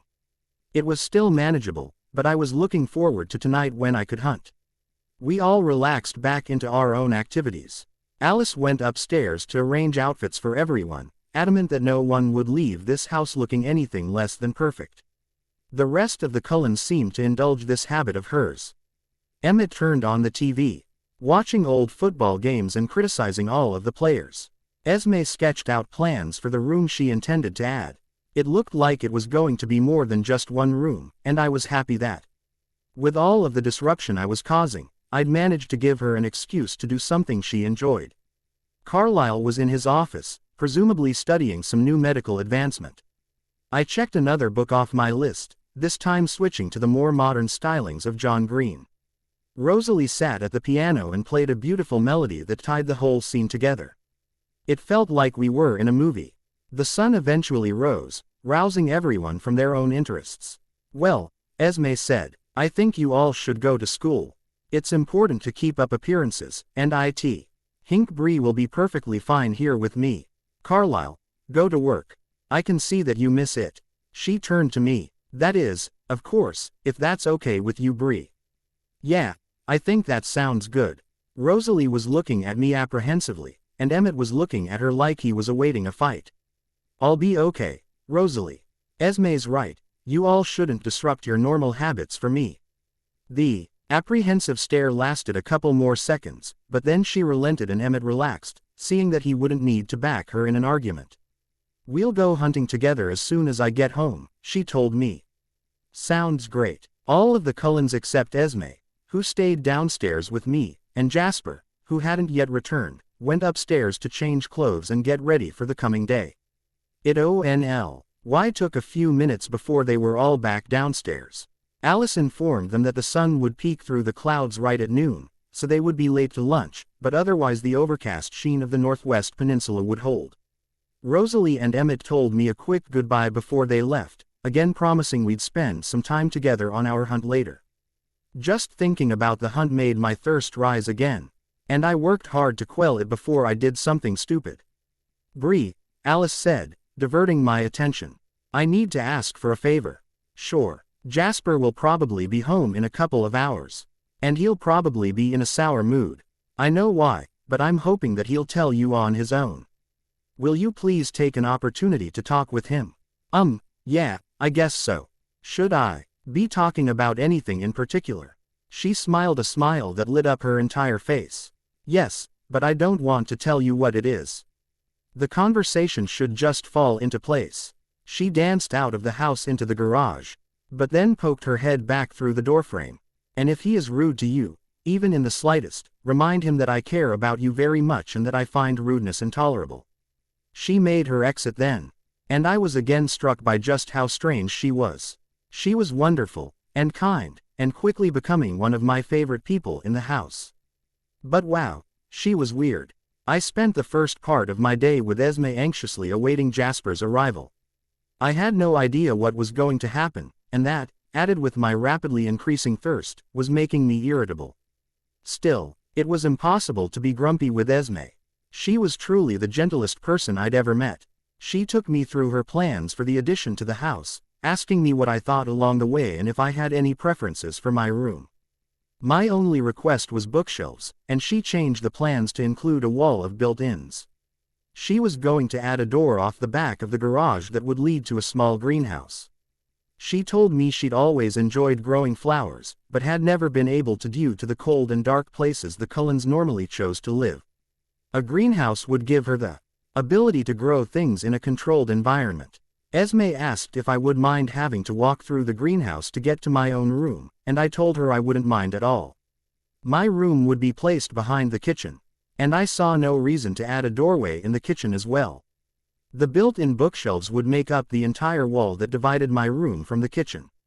The wall opposite the bookshelves would be one large window, much like all of the other rooms in the house. I'd get my own bathroom too. I told her this was all really unnecessary, that a small space just to store my new clothes would do. But she insisted on giving me as much a place in the house as anyone else had, and I was very grateful. After the room was built, Esme assured me that we would look through as many interior design catalogs as it took to make the room my own. I'd not lived in a house for a while, and even when I did, my room in my human home had been very plain. I had no idea what I wanted to do in this one. But I was elated at even having the possibility of adding my own design to it. Jasper arrived home while Esme and I were outside. She'd been pacing off the dimensions of the greenhouse, my room, and the bathroom, setting herself up to measure for materials. He wasn't quiet as he entered, and I took that as a sign that he wanted us to know he was there. Sure enough, he came outside within seconds. "What are you two doing?" he asked. "Pacing off the dimensions of the new rooms I'm adding," Esme answered. "I'd like to get materials ordered today. We could have this addition done by next week if we all pitch in." Jasper nodded. "Do you mind if I steal Bree for a moment?" "Actually," Esme answered, "I think I'm all done. I'll leave you two alone while I add my measurements to my sketches." She touched my arm gently as she left. It was a comforting gesture. As Jasper paced further out into the yard, my anxiety grew. "You don't need to worry," he whispered, though of course I could hear. "I won't hurt you." "I'm not worried," I lied.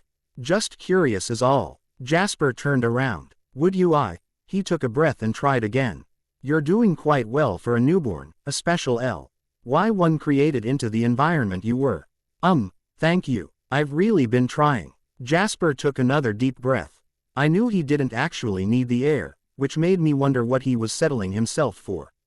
"I was created during the American Civil War," he said. "The woman who turned me controlled the South at the time. I was turned as part of her initiative to maintain control. I quickly moved up in her ranks because of my ability to influence the moods of those around me. It wasn't an easy life, but it was what I knew." I stayed quiet, not really sure of how I should respond. "I tell you this to say that I understand the violence and distrust that you've been exposed to before now. I understand feeling the need to be constantly vigilant and prepared to defend your life. I also understand the ways that life encourages bloodlust and overindulgence. You seem to be doing fine, but if ever you aren't, I know how it feels, and I'd like very much to assist you however I can." His speech was stiff. It dawned on me that even though Jasper knew all of the feelings of the people around him, talking about his own made him incredibly uncomfortable. "Thank you, Jasper. It wasn't I was going to say it wasn't bad. But I guess I had an advantage." "Oh, yeah, there was a guy named Fred in our group. He was talented, and he could repulse people. There's really no other way to describe it. If he didn't want you to come near, or even to see him, he would make you feel just incredibly ill. I endured the sickness at first though. I'm small, and I wouldn't have stood a chance in a fight. The others rarely noticed me. It got better as Fred learned to control it, and eventually he could keep me under his umbrella of repulsion without making me sick. He considered me for a moment before he answered. Your instincts are really very good. In return, I considered him. I'd noticed his scars when he'd been running around the battle scene, but I noticed them again now. They littered every surface of his skin, 1,000 tiny chips in the statue of his body. You've really seen the worst of what we are, I said. I have, he answered without hesitation. The absolute worst. And then Alice found me and led me to the best. The corners of his mouth perked at that. I don't talk about that time in my life often. It was very difficult to live through, and it is, in some ways, even more difficult in my memory. But I do understand what your existence has been to this point. And I will talk with you, if ever the need arises. Thank you, Jasper. Really. He inclined his head and I realized he was finished if I was. Can I ask you something? Of course, he answered. Am I the reason you've been gone all night? Did I run you off? He grinned again. Perceptive, too. The answer is yes, and then no. I needed some time to myself, to ruminate on some of the decisions I've made and struggles I've had in this life. The ease with which you've adjusted thus far did prompt that. But no, Bree, you didn't run me off. You just encouraged me to evaluate my mindset, is all. Thank you for that. I really didn't know what to say, so I chose silence. I'm going to head back inside and wash the dirt off. I'll owe Alice an apology when she gets home and I'd like to be presentable. I nodded my head and watched him as he took off inside. He was right, the other Cullens would be home soon. And that meant that I could hunt. The fire had subsided as Jasper and I talked, but now that the distraction was gone, it was raging down my throat and into my gut, spurring me to douse it in sweet liquid. The impulse to seek out blood was strong, and I decided it would be best if I walked around the house to meet Rosalie and Emmett in the front instead of re-exposing myself to Bella's scent. No matter how dilute it was by now. I sat on the front steps and waited, employing my freeze and refused to move tactic until the others appeared in the yard. Shit, Emmett said as he approached. I wanted to ask him what was wrong, but I was afraid to move even my lips. What's wrong? Rosalie flew to his side. Look at her eyes. He jerked his head toward me. Rosalie's eyes flashed, but she made no further comment. Instead, she extended her hand, pulling me to my feet and leading me through the trees in pursuit of a meal. Sam's thinking about telling us. We can't kill the bloodsuckers when they turn her, I growled. Embry and Quill were sitting in my garage, watching me pace and throw my tools around in frustration. They loved killing vampires just as much as I did. But this was personal for me.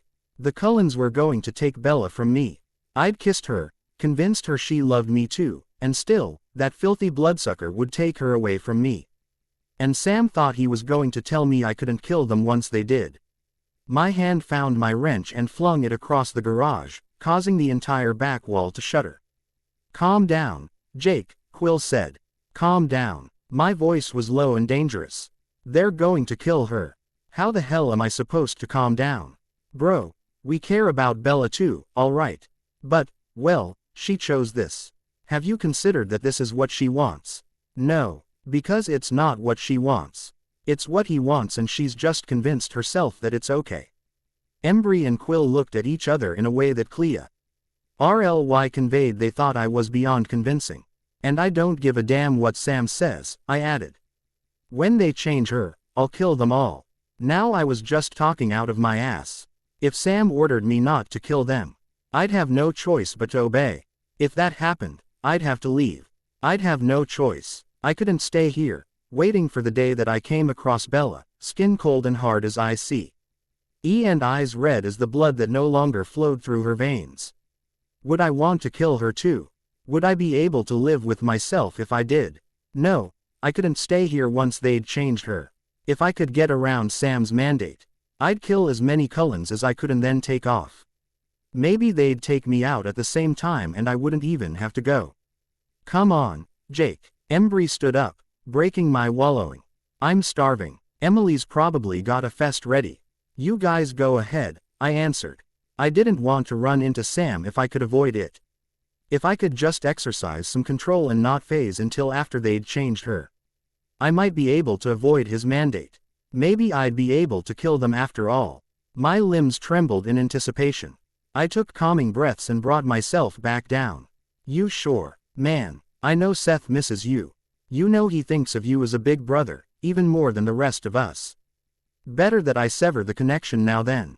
I didn't want Seth being more attacked head than he needed to be when I died or left. Yeah, I'm good. Tell Seth I'll see him soon. It was a lie. Hopefully they couldn't see that. Embry and Quill left the garage, leaving me alone with my thoughts. It had been a long time since I'd been able to just sit still and think. I was starting to remember how much I hated it. With one last kick at my toolbox, I took off into the house to make myself a sandwich. That sated my boredom for all of 5 minutes, and then I found myself bouncing on my heels again, looking for something to do. I decided on a 2-legged run. I didn't want to bother with appearances. So I took off into the woods behind the house, wearing only a pair of athletic shorts. I rarely wore shoes or shirts anymore unless I was in public. They were hot and inconvenient, and I didn't want any more irritants today. I spent miles just stretching my legs, feeling my muscles contract and expand, pushing me forward. My breath came evenly, my heart rate never even picking up as I climbed further and higher. Pushing my human form further and never encountering any resistance. Before long, I realized I was heading back into the clearing where we'd fought the Redheads' army. More snow had fallen in the week that had passed. All of the tracks had been filled in and the scent of battle no longer lingered. If I hadn't known what had happened here, I probably would have found the place peaceful. But I did know what had happened here, and a phantom pain shot through my right side at the thought. I slowed my gait into a casual stroll and crossed the clearing, enjoying the feel of the cold air chilling the sweat on my skin.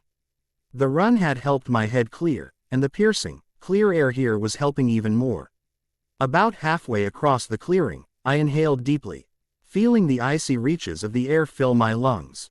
A new scent slammed into me, smelling like fruit allowed to rot to the point of fermentation. It was a sickly sweet smell that could only mean one thing: a vampire had been here. Very recently. For a second, I thought that maybe one of the Cullens had circled back to clear the wreckage before some stray hiker came across the clearing. But this was a new scent, one I didn't recognize. I fought like hell not to phase right then. If I phased, the vampire would automatically fight me, no questions asked. I would kill it, and if it was a friend of the Cullens, they'd have cause to start a war. Sam would be pissed. Instead, I tracked the scent on human feet, running as fast as I could without losing it.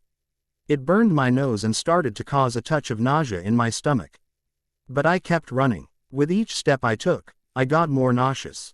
I wondered if the lactic acid was building up in my muscles faster than my body could process it out. When the nausea was overwhelming, I stopped and bent over to retch. I was miles away from home, doubled over puking with a potentially hostile vampire nearby. I realized then that I was probably about to die. If not, I was going to have to call Carlisle, because this kind of puking wasn't normal. I hadn't had so much as a cold since my first phase. I decided in that second that if I did get to kill some Cullens, I'd spare Carlisle. Get home. Call Carlisle. Don't die. Avoid Sam. Avoid the rest of the Cullens. I was talking myself through the nausea as I turned around to start my trip home. Immediately the nausea receded, and a voice about 30 feet from me spoke. Did you just say, Cullen? I damn near jumped out of my shorts. When I turned around, there was a vampire behind me. I stirred that he had blonde hair and was even taller than me before my limbs started shaking. Who are you? I demanded, using every ounce of strength I had to resist the urge to phase. Name's Fred. Do you know the Cullens? Are you a friend of theirs? Not exactly, he answered. I need to talk to them though.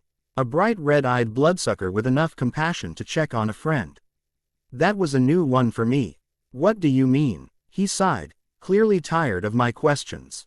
Listen, the fact that you aren't surprised by meeting an absolute stranger miles off the trail tells me you're more aware of this world than most. I'm not a threat, I just think they might have a friend of mine and I want to know if she's okay. Can you tell me where they are or not? What do you mean they have a friend of yours? His jaw tightened, and I figured this was the last question I'd get before I'd be forced to phase to fight him off. A friend of mine came here against her will to fight them a week ago. I came back to see if she'd survived, and I caught her scent intermingled with a bunch of other unfamiliar ones leading away from here. I thought she'd escape back to here and I've been waiting on her. I want to know that she is okay. If you can't help me, get lost. You stink. You have absolutely no room to talk, I said, remembering the puking I'd been doing minutes ago. My mind was spinning. Had the Cullens taken in a new member? If so, it was probably young and uncontrolled. It might kill in the town. I'd need to warn Sam, and soon. But it was also possible this vampire in front of me Mig. Take care of some of my problems for me. What did I care if he intended to hurt the Cullens? That was what I wanted to do. They live about 35 miles from here. Stick to the woods, and if you come across anyone who smells like me, run like hell. I gave him better directions and sent him on his way. Now that the nausea had passed, I felt fine to run again. I wanted to know what the Cullens were up to, but I really had no way to get that information. I sure as hell wasn't going to visit them. I didn't want to call Bella. And I definitely didn't want to wait here for the sickening bloodsucker to come back through. I would have rather waited until I knew everything to tell Sam, but that didn't feel like much of an option. So, I ran back to Emily's, my head much more engaged on the a turn trip than it had been on the way to the clearing. When I got there, most of the pack was still eating. They really never stopped. I reached out and grabbed a muffin because I couldn't help myself. Then I discreetly asked Sam if we could talk. We walked down to the beach, out of hearing range of the house. What's wrong, Jacob? The alpha timbre was slowly creeping into Sam's voice. I hated it when he did that. I think the bloodsuckers took in one of the newborns from the clearing. I explained my encounter from this afternoon, filling Sam in on everything I knew. His face went from calm, to worried, to downright angry. It won't have any control. His outburst encouraged me. Maybe I'd get the fight I wanted sooner than I'd expected. I don't think we can allow this. Do the Cullens know you know? If they don't, they probably will soon. Once the bloodsucker I ran into today gets there, Edward will probably see me in his head. We won't be able to surprise them then. Sam was contemplative for a few seconds. I'm going to ask for a meeting with Carlisle. I won't tolerate an out-of-control newborn on our lands. I just shrugged. I didn't want to tip him off to the rage that was burning in my stomach. And a nonchalant attitude seemed the best way to hide it. I'll regroup with you soon, and we'll develop a plan before telling the others. Stay close. It was subtle, but it was still in order. No more head-clearing runs for me today. I stayed on the beach, allowing the rolling tide to lull my mind into surface-level calm. I didn't want to think about the newborn squatting. In the Cullen house or the fight that we would inevitably be having with them over it soon. I would be ready for that fight when it came. For now, I wanted to enjoy my moment of peace. Of course, as it had been since I'd realized I was in love with Bella, true peace was elusive. I'd wished so many times that I could just imprint, that I could lose myself in someone else so completely that the feelings I had for Bella would be just a faint memory. Billy swore it was just a crush, one of those things that all teenagers go through and grow through. He'd chortled as he'd said that line, making me red and forcing me out of the house before I phased right on top of him. If only that stupid bloodsucker hadn't decided to try and kill himself. Bella would have loved me back. I understood her in ways he didn't. In ways she didn't understand herself. I knew what the worst of her pain looked like, and I loved her more for her strength in enduring it. And I could protect her, just as much if not more than he could.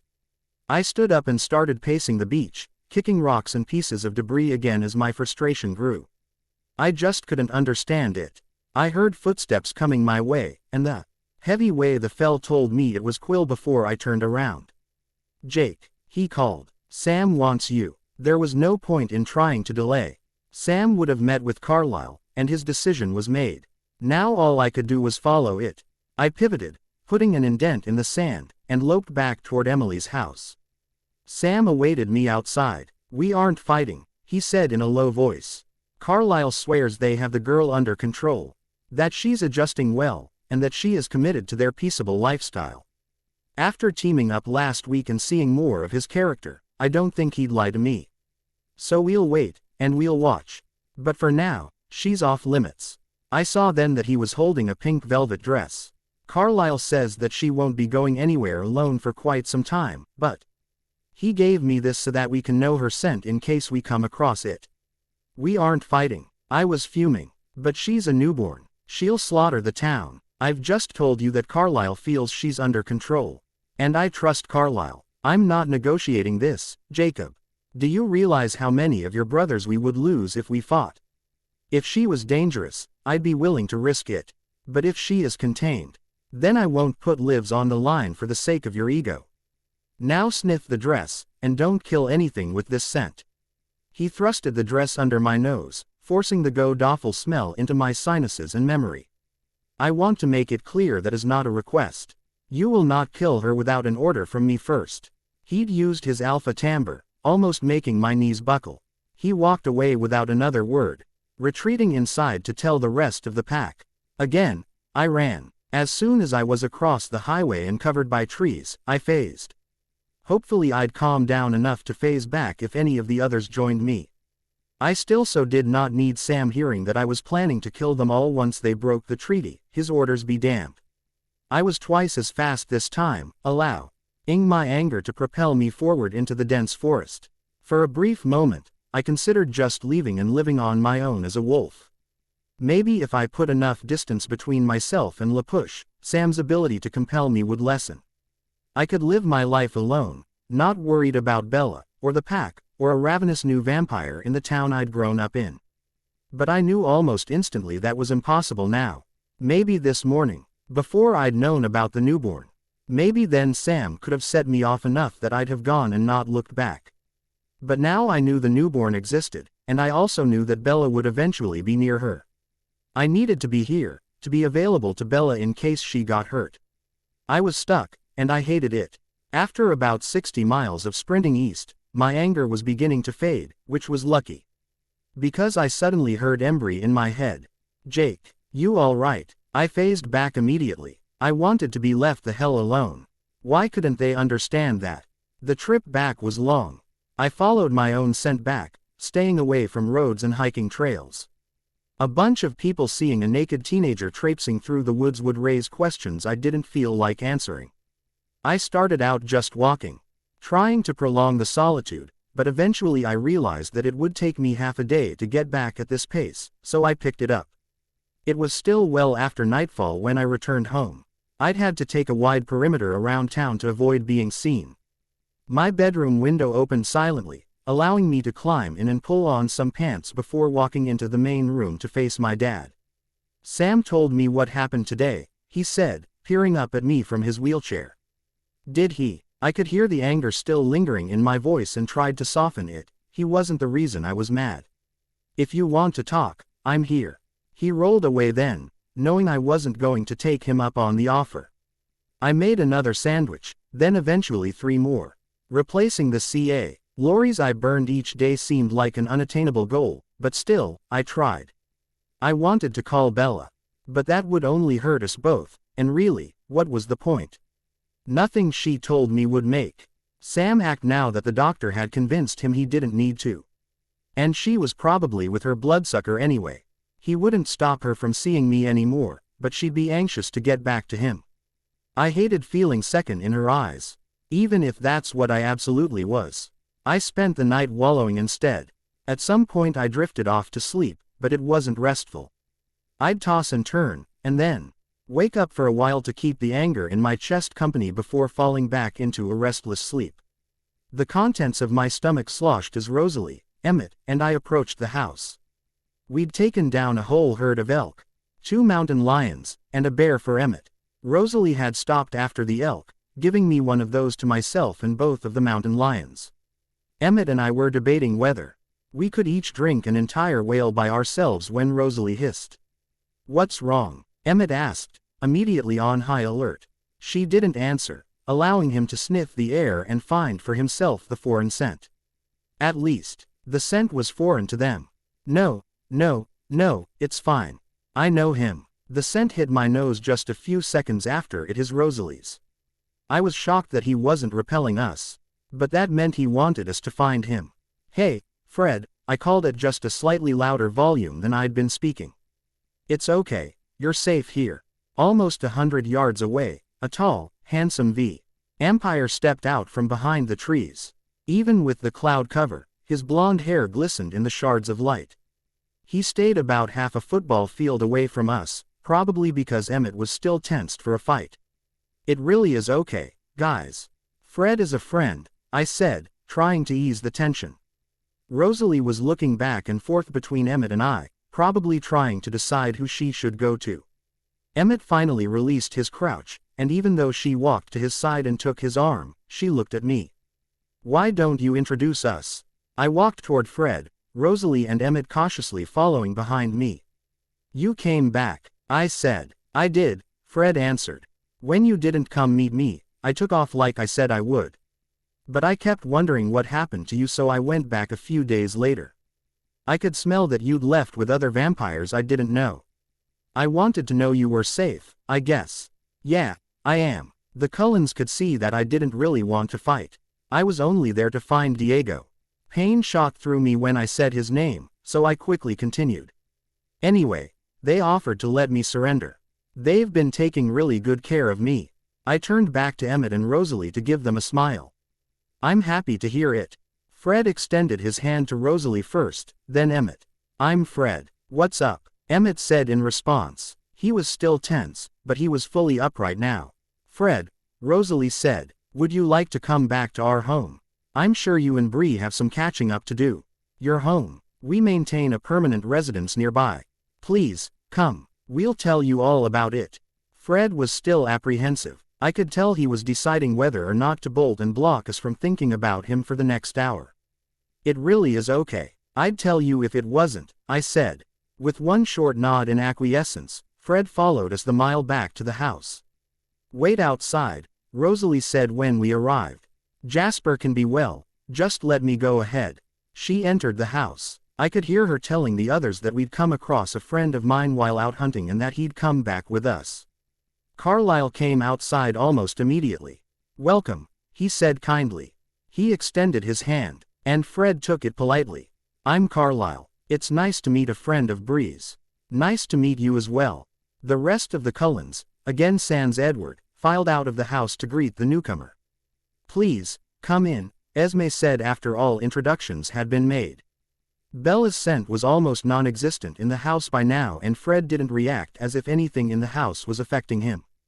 Fred was also much closer to the end of his first year of vampirism, though. That probably counted for something. We all took seats in the living room, ensuring that Esme's interior design decisions were more than just props. Fred kept looking around, taking in this style of living that was so different from what we'd known. Where've you been living? I asked him. I was outside of Vancouver for a few days before I came back to see what happened to you. I don't like all the people in the city, so I stayed well outside of town. Plus, I kill less people when I'm not around a lot of them. Carlisle sat up and studied him more intently. You've been here? Fred asked me. Yeah, the Cullens have been very welcoming. They're helping me adjust to my new diet and this way of life. You new diet? I hesitated. Given all the people we'd killed, sometimes together, it felt strange to tell him I didn't do that anymore. We only hunt animals, Carlisle provided to fill in my silence. Animals, yes, it allows us to live in harmony with humans, and with each other. I work as a doctor at the local hospital, and my children here attend school. I find it preferable to the time I spent as a nomad. How do you stand the blood? Fred was leaning forward in his seat. I'd not given much thought to him since joining the Cullens, mainly because I'd been so focused on curbing my own appetite. But Fred had a streak of compassion in him that was uncommon amongst vampires. Maybe he'd be suited to this new lifestyle as well. Years and years of practice, Carlisle answered him. The conversation shifted then. Fred was interested in hearing Carlisle's stories of the centuries he'd been alive. To be fair, I was interested in hearing them too. He stayed with us most of the evening, conversing with everyone. But mostly Carlisle. In Fred's human life, he'd been a researcher, interested in science and logic. He and Carlisle seemed to be kindred spirits in that regard. I earned from the conversation that Alice and Edward were the only Cullens still attending the local high school. Rosalie, Emmett, and Jasper were attending the University of Washington. When I asked what they were studying, Rosalie answered that she'd decided to pursue a degree in architecture this time. She'd chosen that major as a gift to Esme.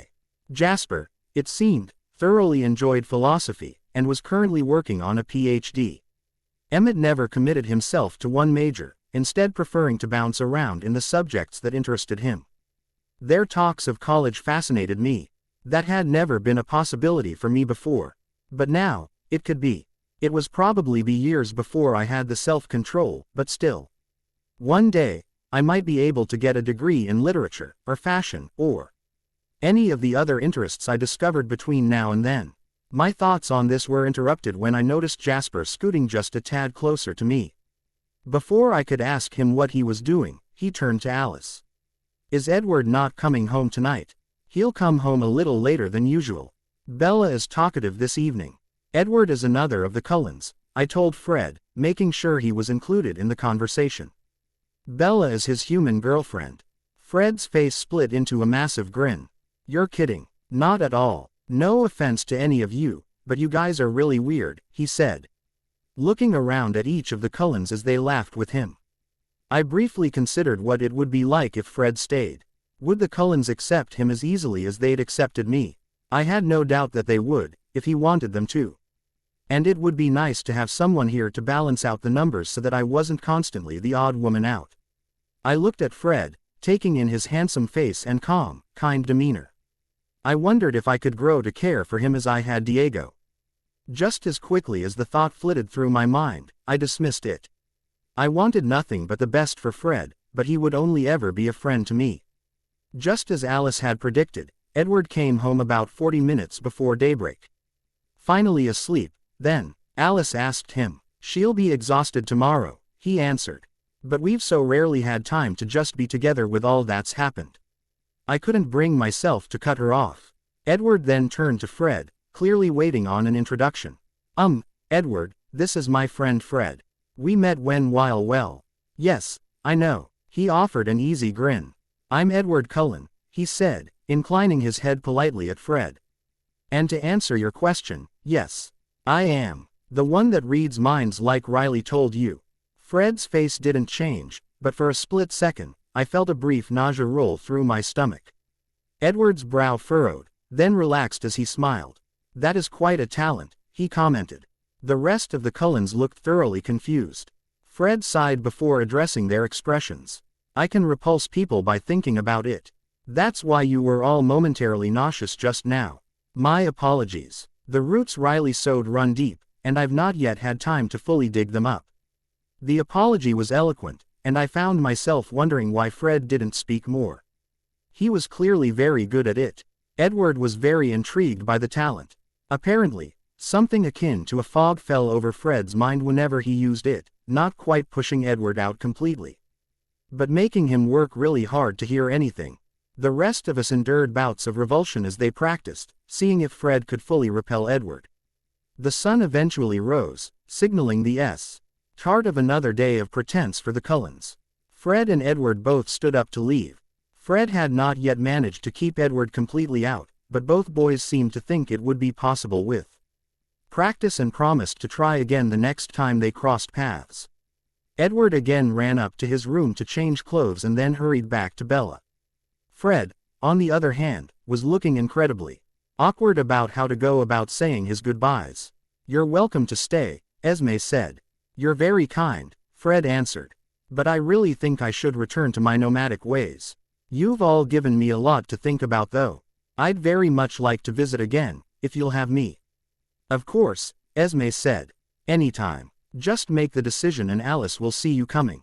Fred shook his head with a smile, just as he had when we'd first revealed Alice's talent to him. "Bree," he said, turning to me, "I'm glad you're alive, and I'm even more glad you're happy." "Thanks, Fred. Be safe, okay? Don't be a stranger." "I'll try not to," he answered before he darted off into the trees. Alice predicted thunderstorms all day, and, sure enough, as the Cullen clan began leaving for their various schools, thunder rocked through the house and the rain started to pour.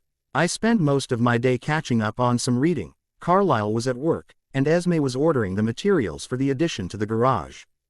Days in the Cullen house existed in stark contrast to my previous lives. As a human, my days had been spent rummaging through garbage cans for food. And the first weeks of my immortal life had been spent trying to stay alive.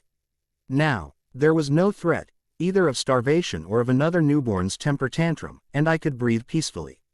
Rosalie and Emmett returned home early, as did Carlisle. Apparently, Carlisle had asked if Rosalie and Emmett would be willing to skip their afternoon classes to stay with me so that Carlisle could spend some quality time with Esme. They acquiesced easily. Carlisle and Esme were giddy, almost like two teenagers about to go on their first date, as they sprinted through the backyard and out of our view. Rosalie and Emmett hovered without hovering, and I eventually told them to go upstairs and spend some time together as well. They'd been so worried about me since I'd joined the family that I knew they hadn't had nearly enough time for themselves. Eventually, they gave in and retreated to their rooms, imploring me to simply say if I needed anything. I cozied back up with my book. My stomach was still full from the night before, and while the thirst always prickled, it was well controlled, and I was happy. It was more than peace, or contentment, or even satisfaction that I felt here. It was true happiness, and I was reveling in it. Obviously, Rosalie and Emmett were reveling in something as well. Not wanting to continue overhearing their private moments, I left the house, wandering just far enough that I couldn't hear them anymore. I leaned against a tree, some kind of fir, and just enjoyed the sounds of rain and thunder. The thunder seemed to never stop, almost like each loud clap was rolling into the next too quickly for the individual occurrences to be distinguished. It only took a second for me to realize that the sound wasn't thunder. There was a rumbling coming up the driveway. The noise steadily progressed into a roar, and I realized just a few seconds too late what it meant. None of the Cullen cars would ever make such a sound. This was someone, definitely human, to withstand that much noise, who'd made a wrong turn. I knew I should run. I should get away before I had a chance to smell the blood and lose myself in it. But I couldn't make my feet move.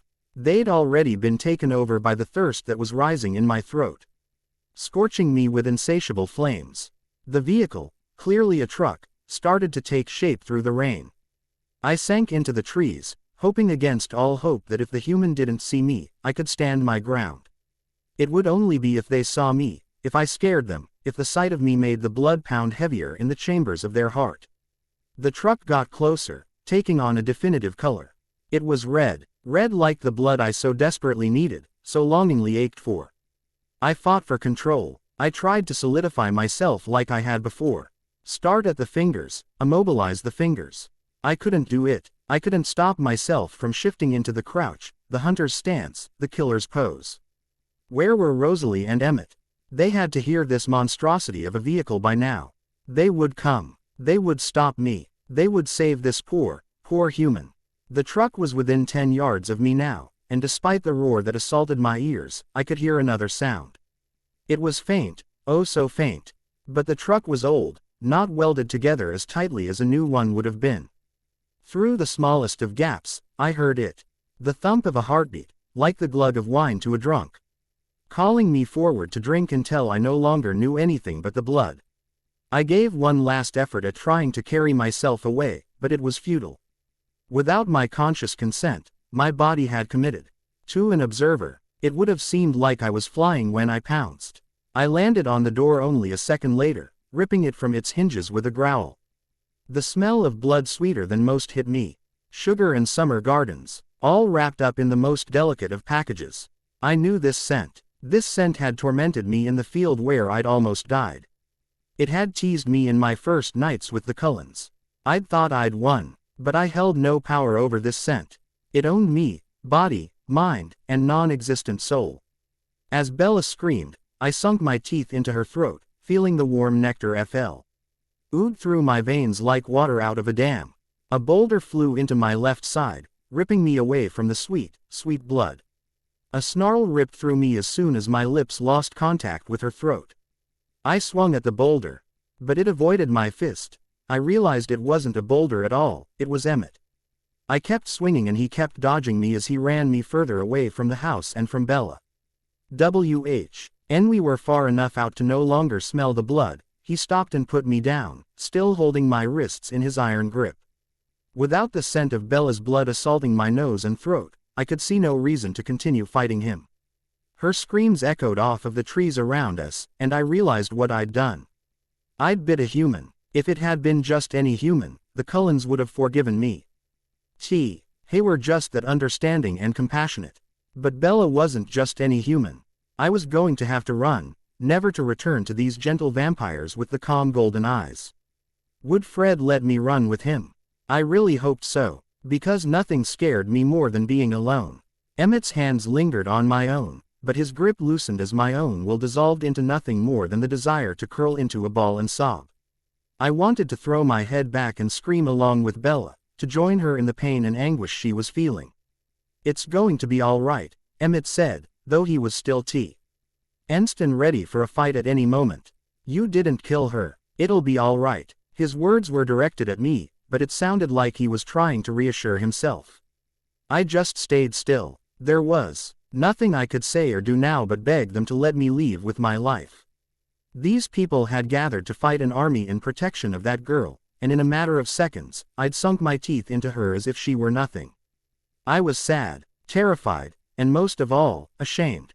We stayed in our pose, Emmett's hands still resting on my wrists, ready to subdue me at any moment, until Rosalie appeared through the trees almost an hour later. She trailed a hand along Emmett's arm before taking my face in her hands. This was it. This was how I was going to die. Instead, she rested her fingertips gently against my skin, calling my attention to her beautiful face. "Bree, I want you to know that neither Emmett nor I are angry with you. This was an accident, and accidents happen." "Yeah, I've had loads," Emmett input. "But Edward is not going to be very understanding, especially at first. He has no sense of reason where Bella is concerned. So you, Emmett, and I are going to go away for a while. Just enough for Edward to get over himself. Then we can come back, okay?" I nodded. I still didn't trust myself not to sob if I opened my mouth. We ran in a line. Rosalie was at the front, leading us wherever it was we were going. She often switched directions suddenly, carrying us far east before leading us back west, or suddenly darting south when we'd been headed steadily north. She also took us through water often. She was trying to confuse the scent, to make us harder to track. I stopped short when this dawned on me, forcing Emmett to leap over my head to avoid running straight into me. "How much danger have I put you in?" I asked her when she and Emmett both turned to look at me. "We aren't in danger, we're just being careful." It was a lie, and I knew it. "I'm not moving until you tell me everything." At first, her stare was unforgiving, and I wondered if my newborn strength would be enough to allow me to fight off Emmett if he picked me up and started carrying me. But then, her face relaxed. "Alice called as soon as you decided to bite Bella. That's how Emmett and I got there so fast. I was able to take Bella back into the house and wait with her until Alice could get there. She said she was checking up on something near Seattle, which is why it took her so long." Checking up on something in Seattle. Alice had been doing a favor for me, checking up on my sister, and I'd be nearly killing the girl who was like a sister to her. How could I? There were still a number of uncertainties when I left. What we know for sure is that Bella will become a vampire, now. Edward and possibly Carlisle are the only two who might have been able to stop it, and even if we had called them immediately, they wouldn't have gotten there in time. Edward was out hunting, and I guess he'll fort Bella with the impression that the three of us would be away from the house, so she came to see Alice. This is what happens when he only barely comes home. Things get miscommunicated and mistakes are made. Anger was bleeding into her voice. Emmett moved to her side, placing a hand on her shoulder that she took with her own as she settled back down. "Anyway, Edward didn't know yet when I left to come get you. Alice sees a number of possibilities when he finds out. She seems to think there is some danger that he'll hunt you immediately in his anger, but I think that underestimates what it's like to watch someone you love changing." Her grip on Emmett's hand tightened. Once he hears her scream, he won't be able to leave her side. The rest depends on how Bella does as a newborn. What do you mean? I thought Alice saw her adjusting well forever ago. Isn't Bella supposed to have some kind of super control? Emmett interrupted. Alice said the vision is changing. She said that when she first saw this, Bella was older when she changed. Something else happened, and Bella had plenty of time to know for sure the change was coming. She had time to prepare and to envision the control she would have, and I guess in that vision, the preparation helped her maintain control. But now, she's had no real time to prepare. Alice thinks that will change things. So, what? Edward's going to lose his mind and come chasing after Bree if Bella kills a human. Rosalie shot him a look. No, I said, I want to know. With a sigh, she answered. It's not whether or not she kills just any human. It's whether or not she kills her father. Quote, Emmett looked flabbergasted. If the situation hadn't been so tense, I would have laughed. That's a possibility, he asked. It's more like a probability at this point. They were silent for a beat as that settled over Emmett. For the first time since I'd met him, Emmett looked scared. Alice didn't explain how it would happen, just that it happens more often than not in her visions right now. I think she's going to try to convince them to stage Bella's death and then move. She can't tell if Carlisle and Edward will agree or not. She turned back to me then. Apparently, what she saw on my face wasn't promising. We're going away now just as a precaution. And I keep changing direction because Alice is used to looking out for Emmett and I, and now even you. She's trying to tune us out. And I want to give her as many opportunities to miss my decisions as possible. I'm going through the water in case that doesn't work. It's not fair that you two are risking your lives for me. Rosalie smiled at that. Bree, my brother is very dramatic. Yes, he is angry, and yes, the thought of killing us all will cross his mind. He may even decide to chase us down and try to do it. But I'm confident that he is not truly willing to kill Emmett or I to get to you. He may think he can in a melodramatic reaction, but once he lays eyes on us and realizes the gravity of such an act, he won't be able to do it. He has enough of a god complex to think he is the only person capable of adequately protecting another. I'm sure he's convinced himself that Emmett and D.I. will just wander off and get distracted, leaving you entirely defenseless, and he'll be able to pick you off. He's wrong. We aren't going to leave you defenseless at all. And this, running in zigzag all across the Northwest, is just one of the defenses. We're not going to let anything hurt you, Emmett added. Bella will wake up in a few days and talk some sense into Edward, and everything will be fine. Come on, Rosalie said, seeing that I'd started to calm down a bit. Let's keep moving. We took off back to the west, this time running in more of a group than a line.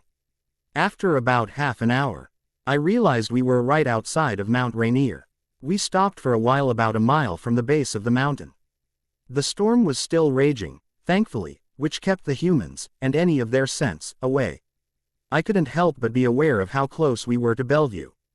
Hey, Rosalie, did Alice say whether she'd finished her errand? She didn't, so I'd have to leave here not knowing how Ashley was. Or whether she was being taken care of. I probably deserved that. Do you know what she went for? Rosalie asked me in return. There wasn't any point in keeping the secret now. She went for me. I have had a sister. I wanted to know that she was okay. Are you worried that she isn't? Not exactly, I answered. She was being fostered about a year ago. I know the family was planning on adopting her. But I wanted to make sure, you know, in case there was something I could do for her. Where is she? She was in Bellevue the last time I saw her.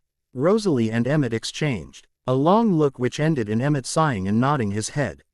Rosalie then focused her attention back on me. Take a deep breath now. And you don't take another one until we're back in this spot, yes. Wait, we're going. We can really go check on her. Rosalie ran a hand through her hair, the first real sign of stress I'd seen from her. We may have to leave for a while. If we do, we'll be cut. Ting off communication with the rest of the family to try not to bring ourselves to the forefront of Alice's mind. If we don't check on her now, we may not know for some time. Emmett cut in. But you cannot breathe. You'll hear heartbeats. And you have to maintain control of yourself, or I will restrain you and I will take you away. I understand that you were surprised earlier, but you have time to prepare now. I agreed. And started the same way I always did, by immobilizing myself entirely. It would be tricky, because I would have to let some of that control go, but I didn't need to use the upper half of my body to run. I'd focus on keeping those muscles locked. And this time, Emmett would be right here. If he had to take me away, I wouldn't fight. I would let him stop me. Tell me exactly where you think she lives, Rosalie said. We're going to run in a line again. You'll follow me, and Emmett will be right behind you. I gave her directions to the house Ashley had been in the last time I'd seen her. Then, I inhaled some of the clean air and steeled myself for what was coming. I focused my sight on Rosalie's back and on keeping my upper body completely immobile. I was sure I'll look like an idiot running without pumping my arms, but it gave me somewhere to channel my focus. I did my best to tone out the sounds around me, to not hear the ground slopping under my shoes or the birds in the trees. If I could drown them out, maybe I would be able to ignore the human hearts as they got nearer. We stuck to the woods for as long as possible before we finally had to cross into more open territory.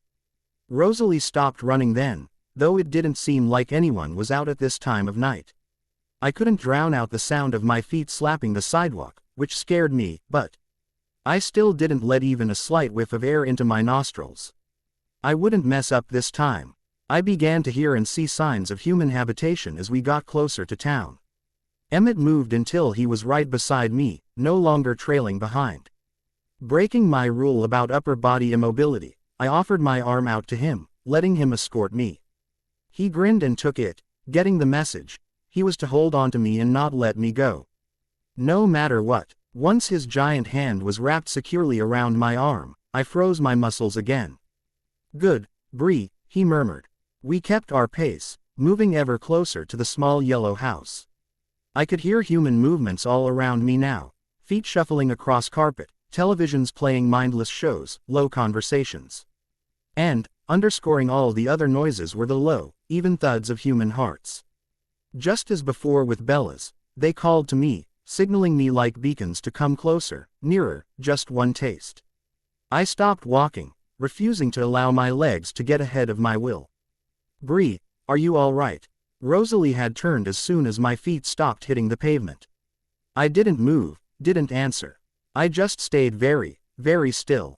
The heartbeats ran through me, like steel drums beating through speakers. But I'd made my mind up. I'd promised myself I wouldn't do this again. Eventually, the urge faded. I twitched a finger, measuring to see if that single release of control shook my resolve. My will held, and I wiggled my toes, then flexed the muscles in my calves and thighs. None of the movements propelled me forward. I nodded my head in answer to Rosalie's question and began walking again. She smiled. Very well done. We're almost there. We'll pick a tree that will allow us to watch her without being seen. We can't stay long, just long enough to know she's all right. I'd locked my upper body back in, so I gave no sign of my understanding. Rosalie didn't seem to mind, because she kept moving forward. 10 minutes later, we'd all three climbed a tall maple at the edge of the yard. Through an upstairs window, I'd caught a glimpse of Ashley smiling. My heart no longer beat, but it still felt lighter when I saw that smile. There were two other girls in the house who looked to be near Ashley's 15 years of age. I didn't recognize either of them, and I wondered if they were just friends, or if they were her adopted sisters. After a while, a middle-aged couple ascended the stairs, hugging each of the girls before going back down and turning out the lights. The group of girls dispersed then, but Ashley remained in the same room. She stared at the window for a long time. The expression on her face wasn't one of confusion or worry, but her sight was pointed so directly at us in the trees that I wondered if she had noticed us. You don't think she can see us, do you? Asked Emmett. There's no way. There's no light back here at all. Rosalie's answer sounded so confident that neither Emmett nor I questioned it. After a long round of staring, Ashley finally climbed into bed. She looked healthy and happy, and I hoped very much that she didn't spend her time thinking about me. Rosalie and Emmett both stiffened beside me suddenly. Stupid dog, Rosalie muttered. Bree, we have to go right now. Follow me and move as fast as you can. Don't breathe until I tell you to. We set back off through the trees, quickly approaching and diving directly into Lake Washington.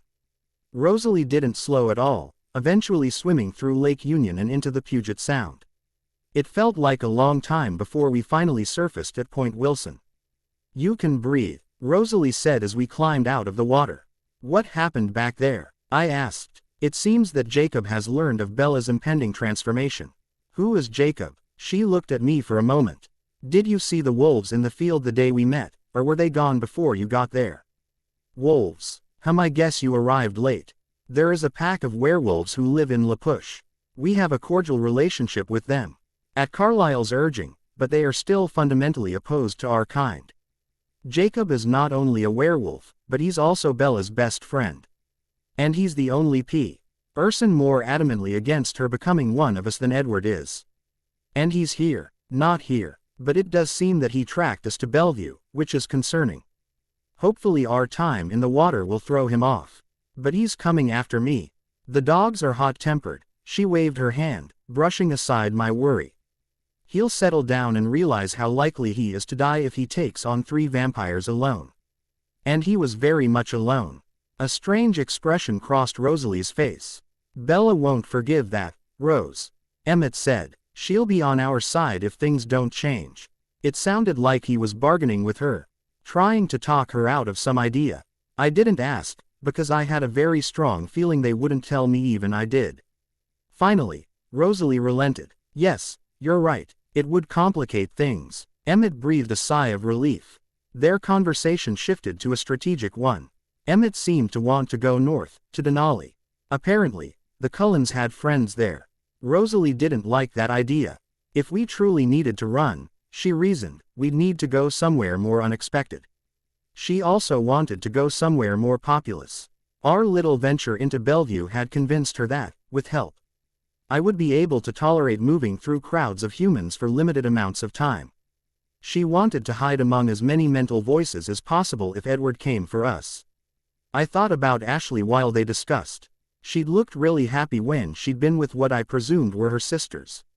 She looked older, though. Not just physically, but like she'd lived more life than a 15-year-old should. A part of me wanted to think it was because she missed me. Maybe the stress of not knowing where I was, whether I was even alive, had aged her. But a much larger part of me hoped she never thought about me at all. I wanted her to have a whole, fulfilling life, devoid of concerns about me. Rosalie stood. I took the time to quickly process the conversation I'd not been really listening to. They couldn't decide where we should go next, and Rosalie thought their lack of decision-making made now a good time to find a burner phone and risk a call home. While she was gone, Emmett and I hunted. He thought it would be a good idea if I was going to potentially be so close to humans soon. I was only mildly thirsty, so we settled for a couple deer not far from the coast. We spoke very little. He was worried about Rosalie, and I was worried about everything else. We stayed quiet once we returned to wait for Rosalie. She didn't keep us waiting long. "No answer," she said as she crossed the sand. The call went straight to voicemail, so I think she was her phone off. "I'll keep trying. She'll turn it back on when it's okay to call."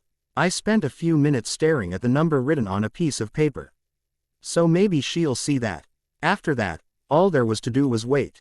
Rosalie tried to call Alice every 30 minutes. She went to voicemail every time. A few times I almost apologized again. But I knew they'd hear none of it, so I kept my thoughts to myself. Emmett paced, and Rosalie followed him with her eyes. He was bored and on edge while she was too calm, too composed. There was still something going on here that I wasn't seeing. I wanted to ask, but I again knew they wouldn't tell me. On Rosalie's 8th attempt at calling Alice, the phone rang. "Hello," an easy male voice answered. "Jasper," she said, "where's Alice? She can't block visions of you. She saw you buying the phone, and Edward saw in her mind where you are. We've left, we're going to stay in Denali until things settle. She's trying to watch his decisions, so I thought it would be best not to break her concentration." "What is she seeing? It's all still so undecided." "She does think you have at least until the transformation is complete. Edward won't leave Bella's side now." Rosalie grinned at that. Of course, she'd predicted his behavior exactly. "Rosalie," Jasper said, "he's livid. I've never felt an anger that strong from anyone. It was like it was consuming him. I mean, I could feel it filling his body and taking over. If Bella hadn't started thrashing and screaming again when she did, I think he would have left her. Her grin fell. Does Alice see any way out of this for us? A voice like Belle's came across the phone. If Bella wakes up happy and if she manages not to kill Charlie, it'll be fine. She'll talk him out of hunting you, and when he lets himself start to enjoy life with her, she'll even convince him to forgive. She'll wake up happy. She's wanted this for a while. I agree. Charlie is the concern. I tried to convince them to leave with her now. Edward can see what's coming. Charlie is worried about Bella already. He's called Carlisle, and Carlisle told him we haven't seen her. Charlie will get suspicious, though. He's going to come to the house to make sure. And if she's just woken up, she'll kill him. She won't be able to resist. Why won't they just leave? Edward won't say. I've never seen him like this before. He's beyond reason. I think a part of him hopes she does kill Charlie. He wants Bree dead, Rose. Even more than James or Victoria, he wants her to pay for this. You know what he thinks of this life for Bella. He's being ridiculous. And Carlisle is going along with it. Carlisle is worried that Charlie will hunt us down if they leave now. Think about it. Bella has disappeared and none of us will be in school for the foreseeable future. If Charlie comes to the house and it's empty, that will all but tell him what happened. Or at least the most conceivable version to him. Damn it, Rosalie shrieked, slamming her fist into the sand and creating a hole almost a foot deep. Calm down, Rose. We don't know enough at this point. There is still a chance. And if he comes after us, what then? I'm not going to just let him have her, Alice. No, and neither will we. If he decides to hunt you, Jasper and I are going to join you. I'm not going to stand aside and wait to see who kills who first. Emmett wouldn't. Yes, he would, Alice countered simply. If it was kill Edward or lose you, he will kill Edward every time. And Edward is so beyond reason right now that I think he will kill Emmett, and you, or die trying. But if Jasper and I enter the equation, there's a chance of stopping him before it gets there. Rosalie paused for a few beats. Fine, she said. So what do we do now? Stay where you are, if you can, and wait for me to call. I'm watching his every thought, and I've warned Carlisle so he can. Keep me posted in case Edward finds some way around my vision. All right, Rosalie answered. She seemed deflated. And Rose, I know Bella is not your favorite person. But I do see that she will have no anger at Bree. And she's going to be quite put out with Edward for reacting the way he is. Bella's influence over Edward may very well save Bree's life. Remember that. Instead of answering, Rosalie clicked the phone shut. She laid her head down on her knees, not talking to either of us as she contemplated what was coming. Emmett finally stopped his pacing and sat down beside her, placing his arm across her shoulders. She didn't react at all to his presence, and something about that finally broke the dam I'd put in place to hold back my emotions. I shot Emmett an apologetic glance before I hot off to finally let my sobs tear out of me. I said I'm coming. I growled at the fist pounding on my door. Whoever was waking me up at this hour better have a good reason. Only the tiniest rays of light were beginning to show on the horizon. Human eyes wouldn't have even been able to tell that night was fading yet. I flung the door open to see Sam standing on the front ramp. What? It was another growl. He didn't say a word, waiting for me to step aside. He wasn't going to get to the point until I let him in, so I backed up and made my best showing of ushering him in. What? I said again. Sit down. My knees buckled at the command. I grabbed a chair and shoved it behind me as I fell, thankfully landing squarely in it instead of the floor. I didn't ask again. This time I just stared. I was already mad at him for waking me, mad at him for commanding my actions, and now I was getting mad that he wouldn't speak. Finally, he opened his mouth. I have to tell you something. Jacob, these next words are in order. The alpha timbre entered his voice, and every fiber of my being snapped to attention. You are going to sit here and listen to every word I have to say. You will not leave, you will not phase.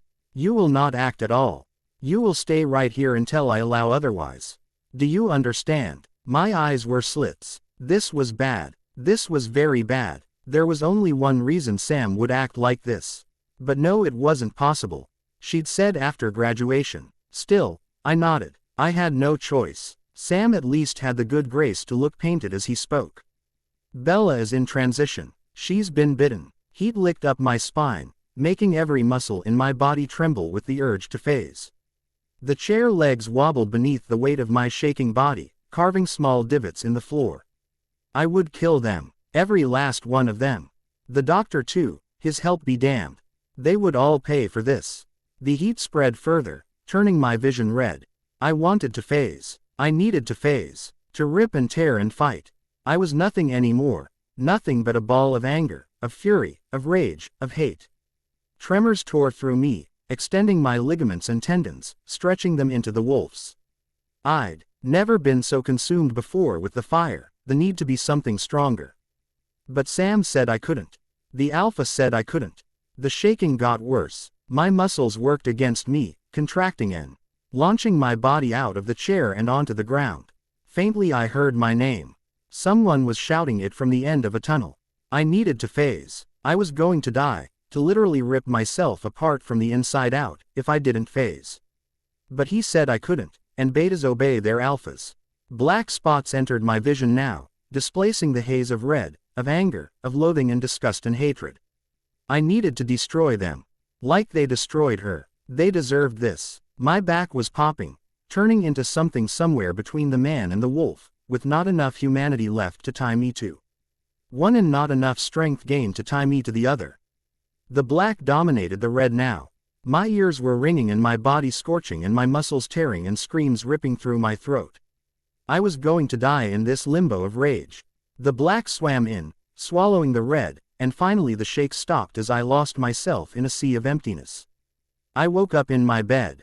The light was above the horizon now, but dark still lingered on the far side of the sky.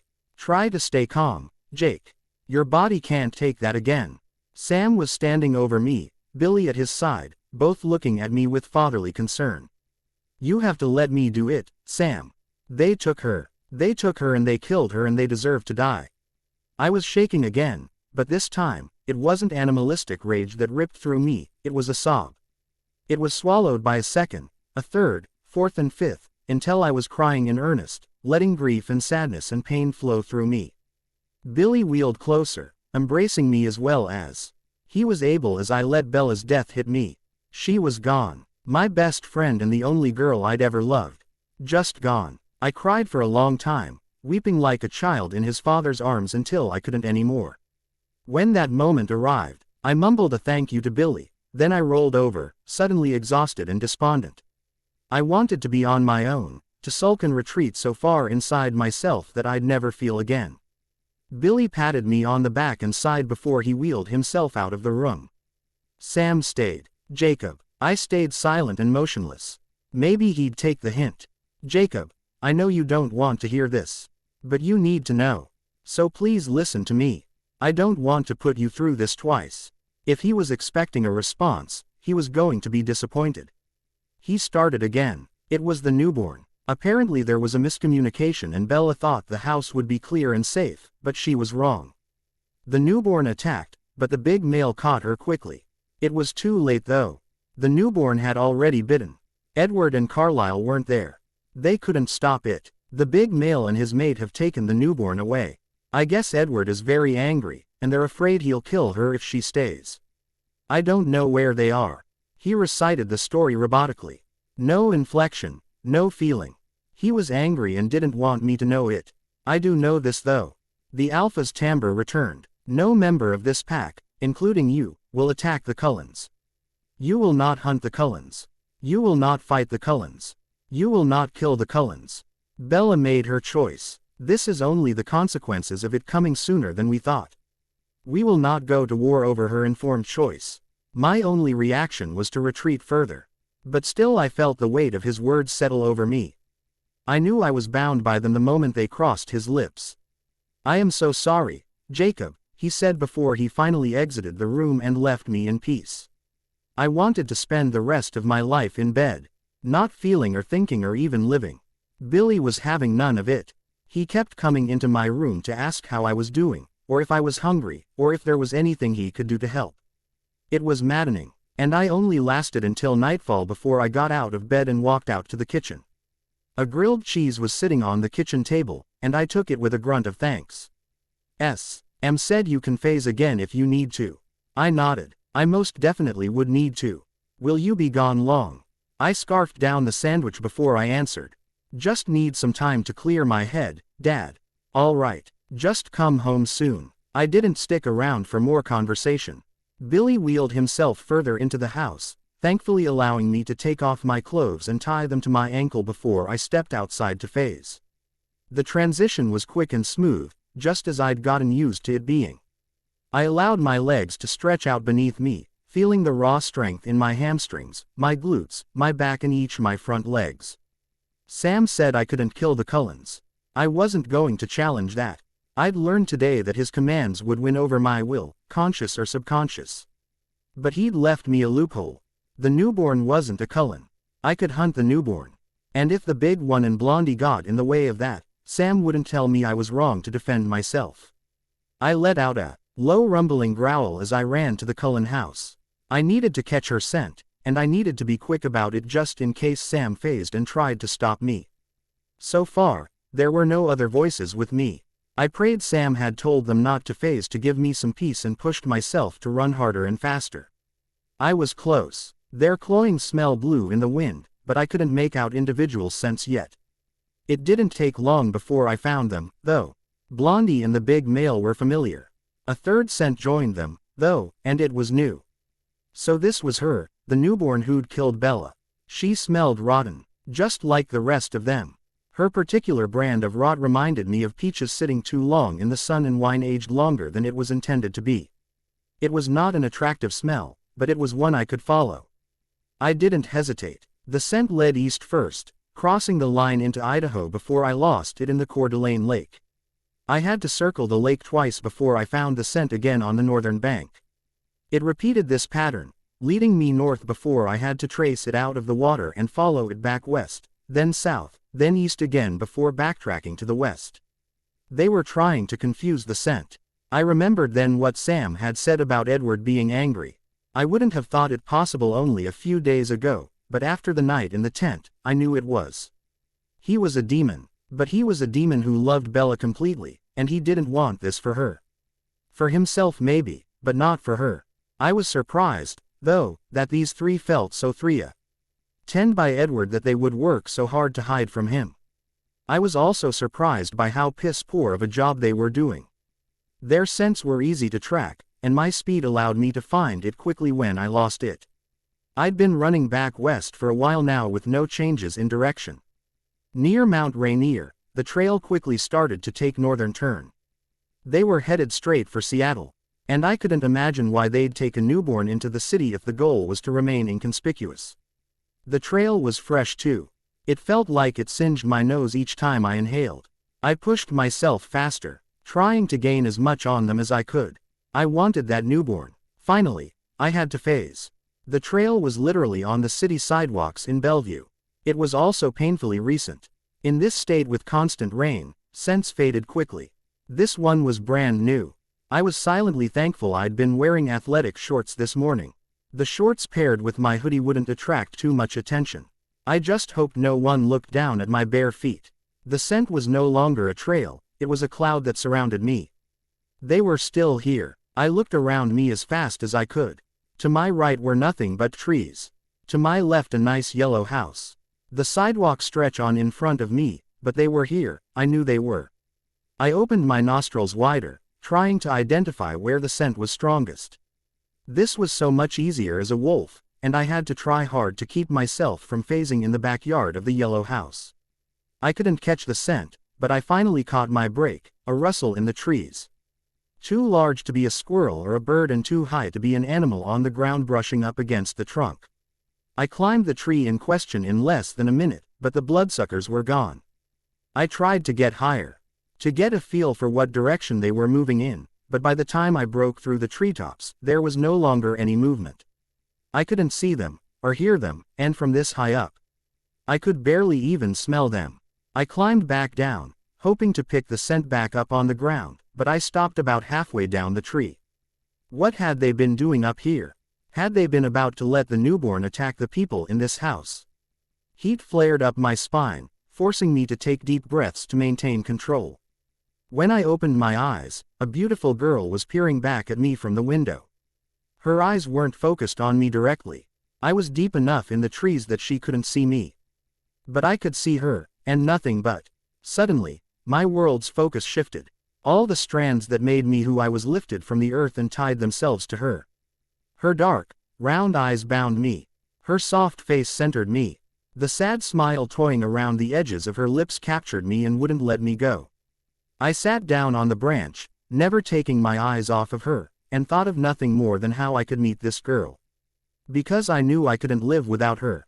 The bloodsuckers, Bella. My own burning rage, it was all forgotten as I sat and watched my entire life change in an instant. And there you have it. I promised to explain why the scene where Jacob finds out about Bella has been in my mind. And so here it is. Jacob, truly, is good. He is full of anger and angst and all kinds of flaws, but he is still so good and so intensely loyal and loving. That is often forgotten in the entanglements of the greater story, and I think this scene highlights that. Many of you are probably wondering if the need to phase and attack the Cullens was literally ripping him apart. Why didn't he just defy Sam? Why didn't he take his place as Alpha, like he does in Breaking Dawn? The answer is threefold. First, Jacob gained a respect for the Cullens in the events surrounding the battle.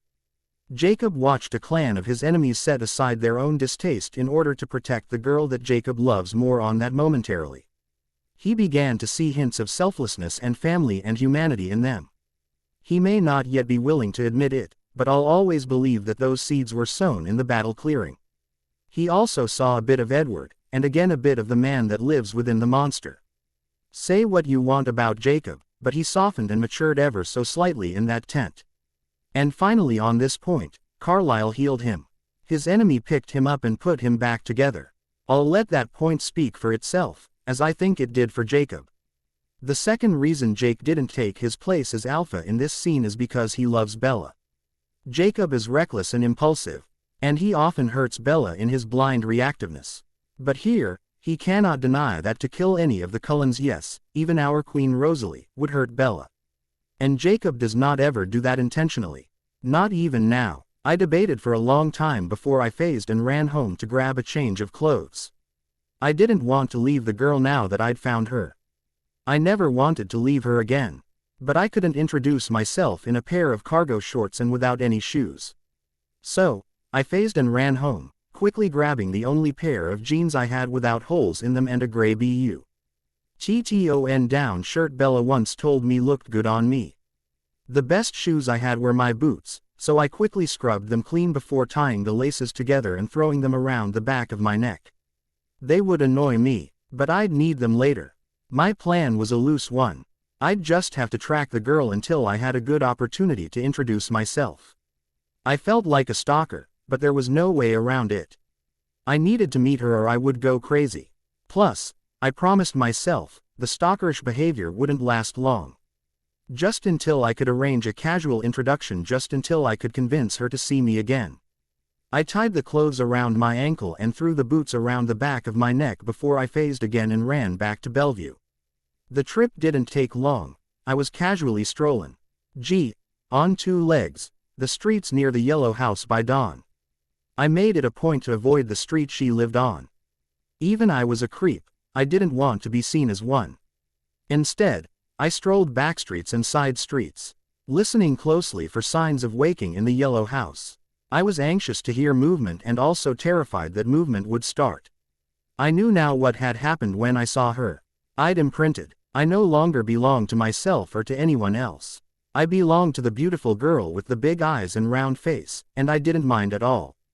After a while, I needed to move closer.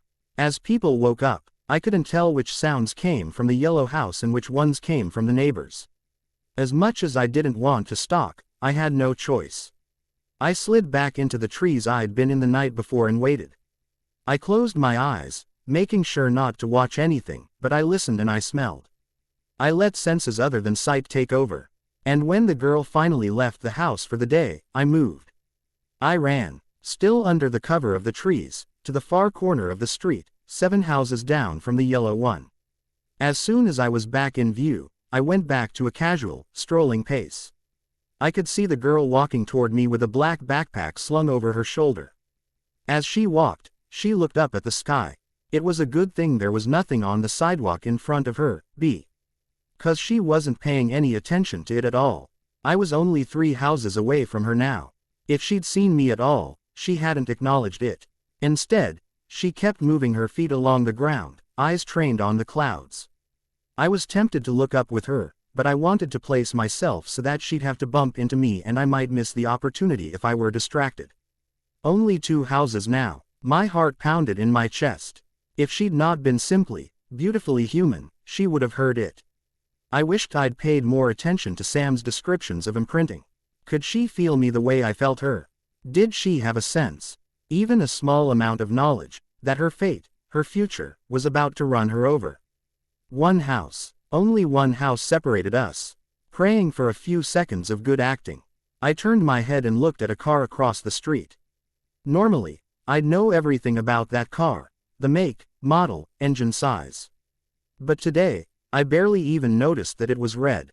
All I noticed was the slightly cool skin of the girl contacting mine as she ran directly into me. "I'm so sorry." Her wide eyes got wider. I couldn't stop the smile that spread across my face. "No, I'm sorry," I said. "I should have been paying more attention." Quote, "You really should have." A grin was playing around the corners of her mouth, engraving a single dimple on the left side. It was the cutest wrinkle in the skin I'd ever seen.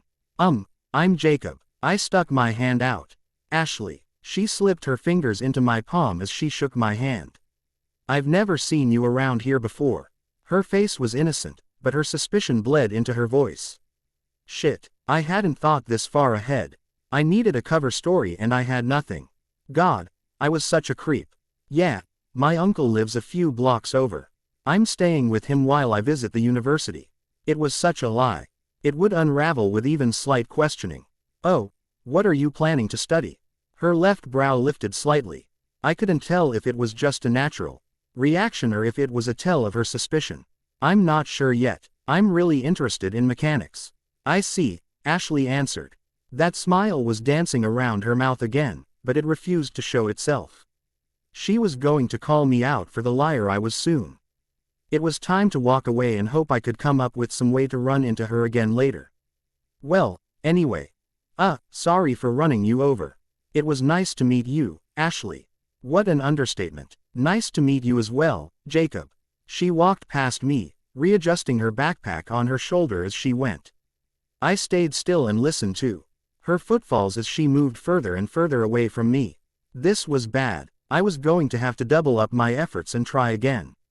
"Jacob," she asked, turning back toward me. "Yeah, would you like to get a coffee this afternoon? I get out of class at noon. I could meet you downtown at 12:15. I absolutely hated coffee. "Yeah, I would love that." A smile split my face in two, finally eliciting a returning one from her. It was the most beautiful sight I'd ever seen, lighting her face up from the inside out and making her seem even more angelic. "Cool. There's a coffee shop on Main Street that makes a great Americano.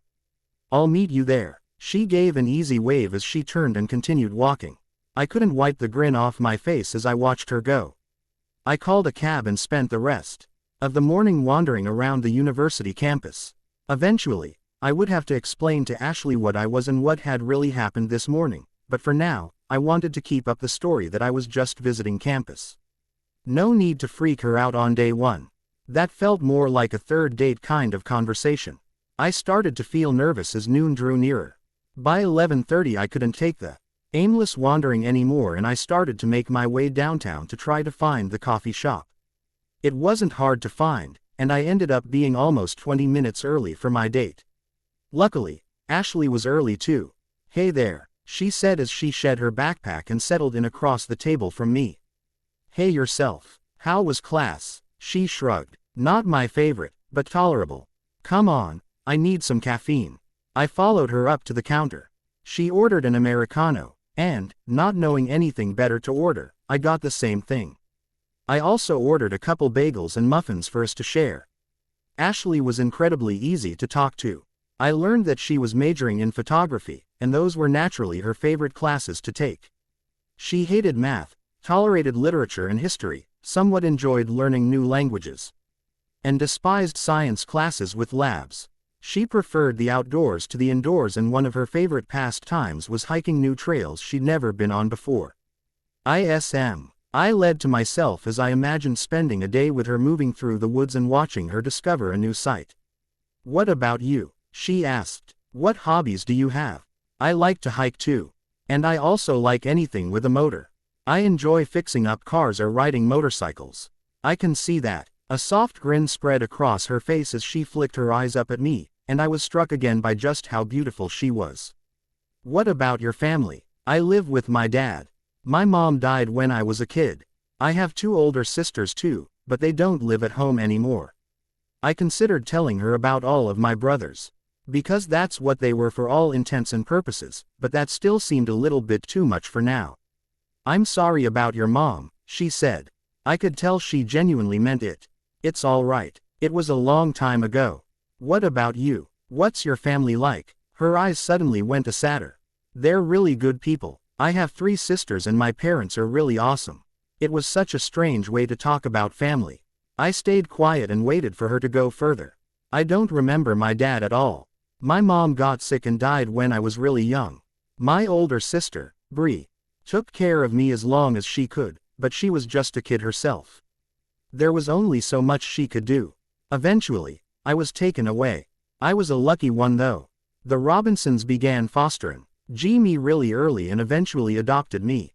I haven't seen Bree since I was taken away. She wasn't home when it happened." "I'm really sorry," I said. There was nothing else I could say. Ashley tipped back the rest of her coffee. "Anyway, that's enough of that. I have to go work an art gallery this afternoon. But," she pulled a sliver of paper and a pen, "here's my phone number. If you're still in town this weekend, give me a call." I took the paper and placed it in my pocket. I would definitely be in town. Once Ashley was gone, I started turning our conversation over in my head as I started the trip home. There was something about it that bothered me, but I couldn't figure out what it was. It was something about the sister. Something lurked in the back of my mind, some connection I should be making. When I was far enough out of town, I stripped off my clothes, tied my boots back around my neck, and phased. As my paws dug into the dirt, I remembered how I'd gotten here in the first place. It was so much clearer now to remember the hunt, to remember the anger and the need to hunt the newborn. I stopped dead in my tracks. That was it, the connection I was missing. I'd only seen Ashley because I'd been hunting. I followed the newborn's scent right up into the tree where the newborn had been sitting and watching Ashley. And what had I heard in the swirl of sounds as the scent had gotten stronger? I'd heard the blonde Cullen tell Bree to run. Bree, Ashley's sister. The newborn was Ashley's sister. I let loose a growl of anger and frustration. I couldn't hurt the newborn, now. Ashley probably wouldn't care that her sister was now a blood-sucking demon. I'd seen the pain in her eyes when she talked about Bree. It wouldn't matter to her at all what his sister was. She would want to know that her sister was safe. And she would reject me if I killed her. I didn't want it to be true, but I knew in my bones it was. Still, I had to make sure. I dug my paws into the soft earth again. This time running toward Forks in the Cullen house. I shouted at Edward in my head as I approached, making it overwhelmingly clear that I needed to speak to him. "Jacob," he said, meeting me a quarter mile from the house. The sick scent was scalding my nose. I phased, wanting to be able to speak for myself, and was begrudgingly thankful that Edward turned to the side to give me a moment of privacy while I pulled on pants. The man I saw when he turned back to me was not the arrogant one I'd known up until this point.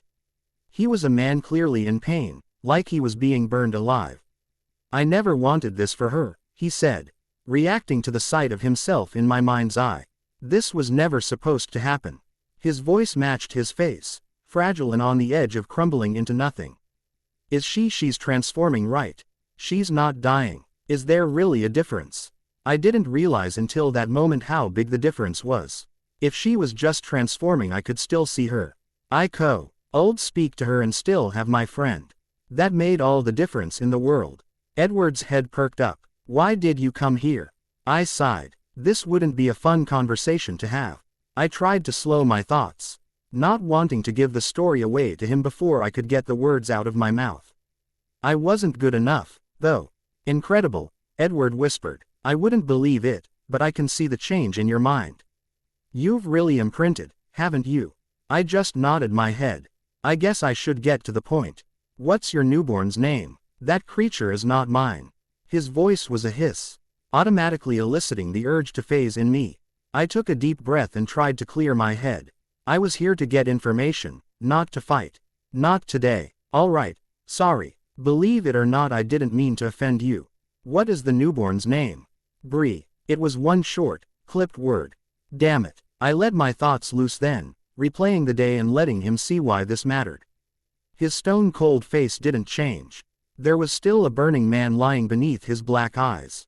He still looked like he was only a second away from screaming in his own anguish. And still, he put a mask in place, trying to keep me out.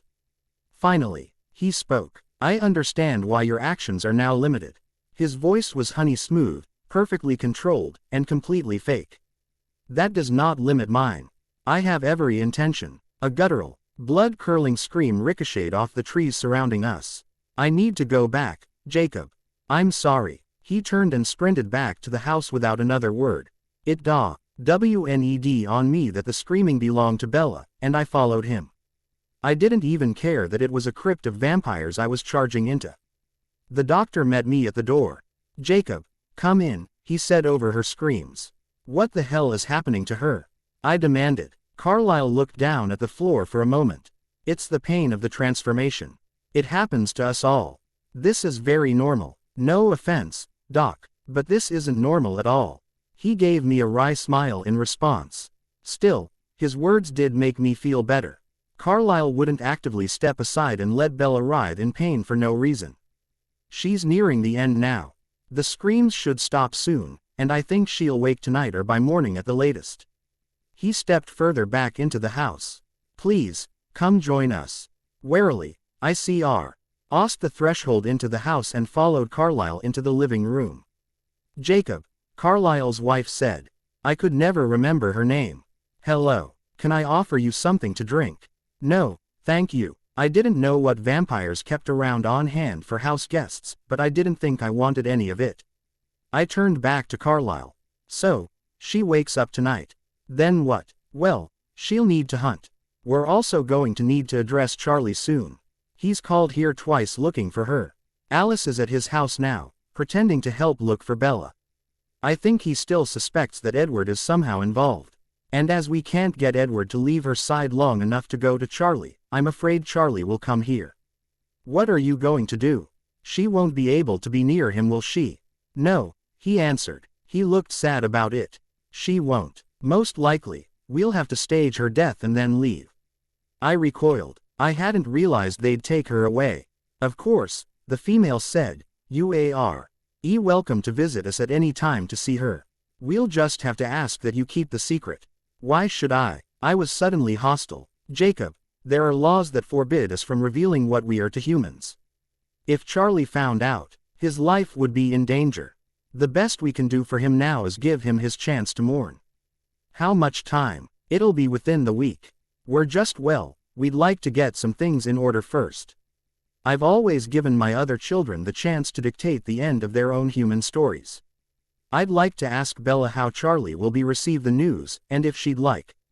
I'll let her choose how we frame the story. You mean you'll let her choose how she'll fake die? Yes. He went quiet, staring at me intently, but with an expression of extreme compassion on his face. How'd it happen? I asked him. I didn't realize before how desperately I wanted to know this. We took in a newborn from the battle. She was repentant, and wanted to convert to our way of life. We were trying to be careful. But there was a miscommunication. Bella thought Bree would be gone, so Bella came to visit Alice. Unfortunately, Bree was here. The scent of Bella was too much for her though. Emmett stopped her before she could kill Bella, but once the bite was administered, there was no one here to stop the transformation. Edward and I are the only two who could have, and neither of us were here. So, where's the newborn now? He looked at me in alarm. Jacob, even though this was a mistake, she is still a part of my family. I won't allow you to harm her. I'm not going to, I answered with a sigh. I can't. I imprinted on her sister. Both Carlyle and his wife looked shocked at this information. Is congratulations the right thing to say? I grinned at that. It works as well as anything else. It was inconvenient, considering I was full out hunting your newborn when it happened. But Ashley still loves her sister. I don't think she'd ever forgive me if I hurt her. And I don't think I can live with that. Well, selfishly, I'm very glad for that, Carlisle answered. And as for where she is, I really don't know. Rosalie and Emmett took her away. Edward he's very angry right now. They're afraid he'll hurt her, and to be honest, I agree in their fears. Alice and Jasper have had to leave as well to avoid giving Edward hints of where Bree is hiding through Alice's visions. Is the little newborn worth it? It seems that she's torn your family apart. The female answered now. Of course she's worth it. We offered her a home, and a family, and we meant it. It will work itself out in the end. Quote, even as she said the words, her brow furrowed, betraying her worries. I'm going to go check on Edward, Carlisle said. You're welcome to stay. Considering I had nothing else to do, I took him up on the offer. I was still worried about Bella. Those screams had rattled me, and I wanted to see with my own eyes that she was okay. Plus, without Blondie here, I thought the other Cullens were pretty tolerable, as far as bloodsuckers went. I sat down on the couch and thought about Ashley. I wondered if I should tell her about her sister. If I did, I'd have to tell her how I knew. Which would mean I'd have to tell her what I was. That would happen eventually anyway. I'd go to take her hand in mine and it would feel like I'd just pulled it out of a fire. Shish. Was perceptive and she would definitely ask about it. Then, I imagined that conversation. She would absolutely be freaked. But maybe she would come around quickly and everything would be okay. Or maybe I would have to be patient. Like Sam. I noticed there was a loud pounding coming from upstairs. It sounded like hummingbird wings, just way louder. I listened more intently to try to determine what it was. And it finally occurred to me that it was Bella's heart. Carlisle and Esme also came into the living room to stare up at the sound. Why is it beating so fast? It's the venom, Carlisle answered. Jacob, it may not be safe for you to stay here. She'll be thirsty when she wakes, and while I don't think you'll smell particularly appetizing to her, she may be thirsty enough not to care. It'll be all right, I answered. There are enough of us to stop her from doing any real damage. After a second, it occurred to me that I'd just assumed they would help me. I mean, you guys wouldn't let her kill me, right? No, Jacob, we won't. The pounding grew louder and faster, no longer resembling a heartbeat at all. With my increased hearing, it seemed to reverberate through the house, like a bass drum beating through my chest. There weren't any noiseless spaces between the beats now, it was just one long sprint of noise. Then, it stopped altogether and the house was silent. Bella was awake, and that's a wrap on Jacob's voice for now. There are only 3 chapters left before I wrap this story up, 2 from Bella and 1 from Bree. When I'm completely finished, I'd love to share with you all some of the things I imagine would follow this particular telling of the story. Maybe I'll write those one day, if you are interested. Until then, be on the lookout for the next chapter soon. It'll showcase Bella's first hunt, and a very emotional but oh so necessary conversation between Bella and Edward. The first thing I noticed was that I suddenly noticed everything. The dust mit's on the furniture were few and far between, but the ones that were there I could see clearly. I saw the fibers in the carpet, the grains in the wood. Then, I saw Edward. All of the beauty I thought I'd seen when I'd looked at him before was nothing compared to this. I could now see every line and angle of his face perfectly. The smooth plane of his skin was flawless, shimmering ever so slightly in the light. He was so beautiful it hurt. Hi, he said in a soft voice, just barely above a whisper. I got to my feet quickly. The bed shot out from under me, sliding a few feet across the floor. Ed Ward shot across the room to catch it before it could break the glass wall in his bedroom. Sorry, I said, knowing how much he loved the view from that glass wall. After he stopped the bed, he walked back to me, palms turned upward and outward, like he was reaching for me. He was tentative and careful. I won't bite, I said, watching the smile that altered his face and shot it into a new realm of ungodly beauty. He took on a more confident stride, though still using a human pace, until his hand wrapped gently around one of mine. I was not so gentle. I let him hold that hand while I used my other to pull him into hug. "Ah, Bella, you're a lot stronger than me right now," he said into my ear. It took me a second to realize that I might be hurting him, and as soon as I did, I pushed him away. I still kept a hold on his hand. "Though, it's your turn not to break me."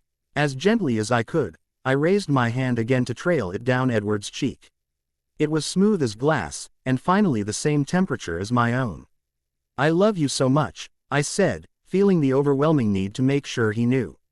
He placed a finger under my chin, tilting my head up so he could bring his lips down to mine. "Try not to break me," he whispered just before they met. As a human, I'd been content to spend most of my time kissing Edward. But kissing him as a human had nothing on kissing him now. The nerve endings in my lips were much more sensitive now, and the experience was a million times better. "Come on," he said when we broke apart. "Where are we going? We've got to get your thirst under control." Now that it had been called to my attention, the thirst was undeniable. My throat was too dry and it burned like fire. The hunt allowed me to explore my speed and strength for the first time. I darted through the trees, easily overtaking Edward just to prove that I could before falling back to let him lead me again. We ran many miles off the trail before we slowed down. "Close your eyes," Edward said. I was surprised by how hard it was to do. I trusted Edward completely, but to close my eyes around another creature as strong and fast as I was went against every instinct I had. Still, I forced them closed. "Now what do you hear?" I tried my best to listen as far as I could. The breeze itself had a sound I'd never heard before, almost like a constant whisper that wrapped itself around my ear. Our drums and underlaid every other sound that came through them. I could hear birds chirping even though I could see none around us. Their feathers rustled together as they moved. There was a stream somewhere nearby, but the sound was muted. Probably by the thick layer of ice lying on the surface. I continued to listen, taking in all the sounds of the still forest, until I finally picked up a faint, rhythmic thudding. It was low, slow, and full of promises of thirst-quenching blood. "A heartbeat," I said. "What is it?" I couldn't smell it yet. "A moose, judging by the sound." "I'm going to hang ba. CK a little to let you shift into truly hunting. Follow the sound until you pick up the scent. You'll instinctually know what to do from there." The thirst was blazing deep in my throat now, sending jolts of fire into my gut that urged me forward. Doing just as Edward had instructed, I followed the sound, letting it pull me in until the scent finally hit my nose. It was a warm, earthy scent, a little spicy and herbal. Almost like my memory told me tea had been in my human days. I sank into a crouch, inhaling the scent deep, letting it envelop me and pull me closer. I took another deep inhale, still smelling the warm herbal scent. But now it swirled together with a sweet, citrusy and peppery smell. A sharper, faster thudding joined this new scent, and my legs were already carrying me toward it before I was able to reason out what the scent was. It singed my throat, making the smell of the moose feel like a long-forgotten memory. This was a scent I was meant to hunt, a scent I was meant to taste and indulge in and relish. This was a scent that I knew I would kill for. Some indistinct vestige of my memory reminded me that I was only supposed to have the moose. I was supposed to survive on the tofu, denying myself the feast before me. That remnant of reasonable thought disappeared as the wind shifted, blowing the warm scent directly into my face. A growl of longing rose out of me as I propelled myself forward even faster. The side of the mountain finally entered my view, along with the human man who'd slipped on its slick face and ripped open the skin of his leg. The blood rolled out of the wound, calling me like wine to a drunkard. I felt a grin split my face as I realized was only seconds away from tasting the exquisite bouquet being presented to me. Faintly, I heard Edward's own footfalls in the snow behind me. My grin only grew as the knowledge that he could never catch me in time occurred to me. "Bella," his musical voice called behind me. I slowed only a fraction, as my hands dug into the rocks on the face of the mountain. "Bella, please listen to me."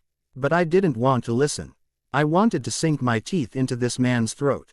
I climbed higher, hearing the spike in the climber's heartbeat as he saw me. Beautiful, ferocious, moving impossibly fast, and grinning like a madwoman, I reached to him. The blood compelled me now, and any possibility I'd had of stopping was long gone. If it had ever existed at all. Bella. No. Edward's shout echoed off the mountains, surrounding us in a cacophony of his fear, as my lips met the climber's throat and I finally, blissfully drank. It was only a second later that Edward reached me. But the damage was done. I threw the human down beside me, feeling his blood warm my muscles and fill them with a new kind of power and strength. Bella. I am so sorry, Edward sighed. What are you talking about? I asked him as I looked down at my prey. His own lifeless eyes stared back at me. They were blue, set in a face that couldn't be more than 40 years old, if even that. It occurred to me then that this wasn't prey, this was a human being. The scream that ripped out of me at the realization of what I'd just done was primal. Unlike any sound I'd ever heard before. Edward rushed to my side, wrapping me up and holding me close to him as grief washed over me. This man, possibly a father, or a husband, AF.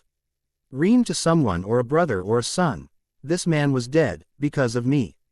I screamed again, seeking the release of tears that I could no longer cry. Shish, it's okay. It's going to be okay. Edward. Dee kept whispering soothing words as I fell apart at the seams.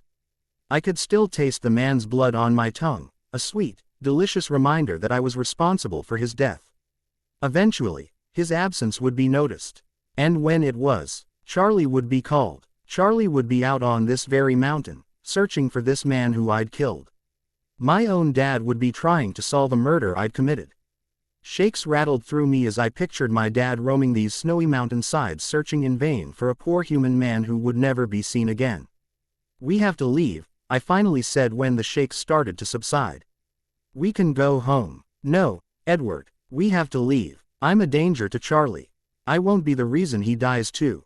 His arms around me tightened, but he didn't contradict me, because he knew I was right. We sat there in silence for a while.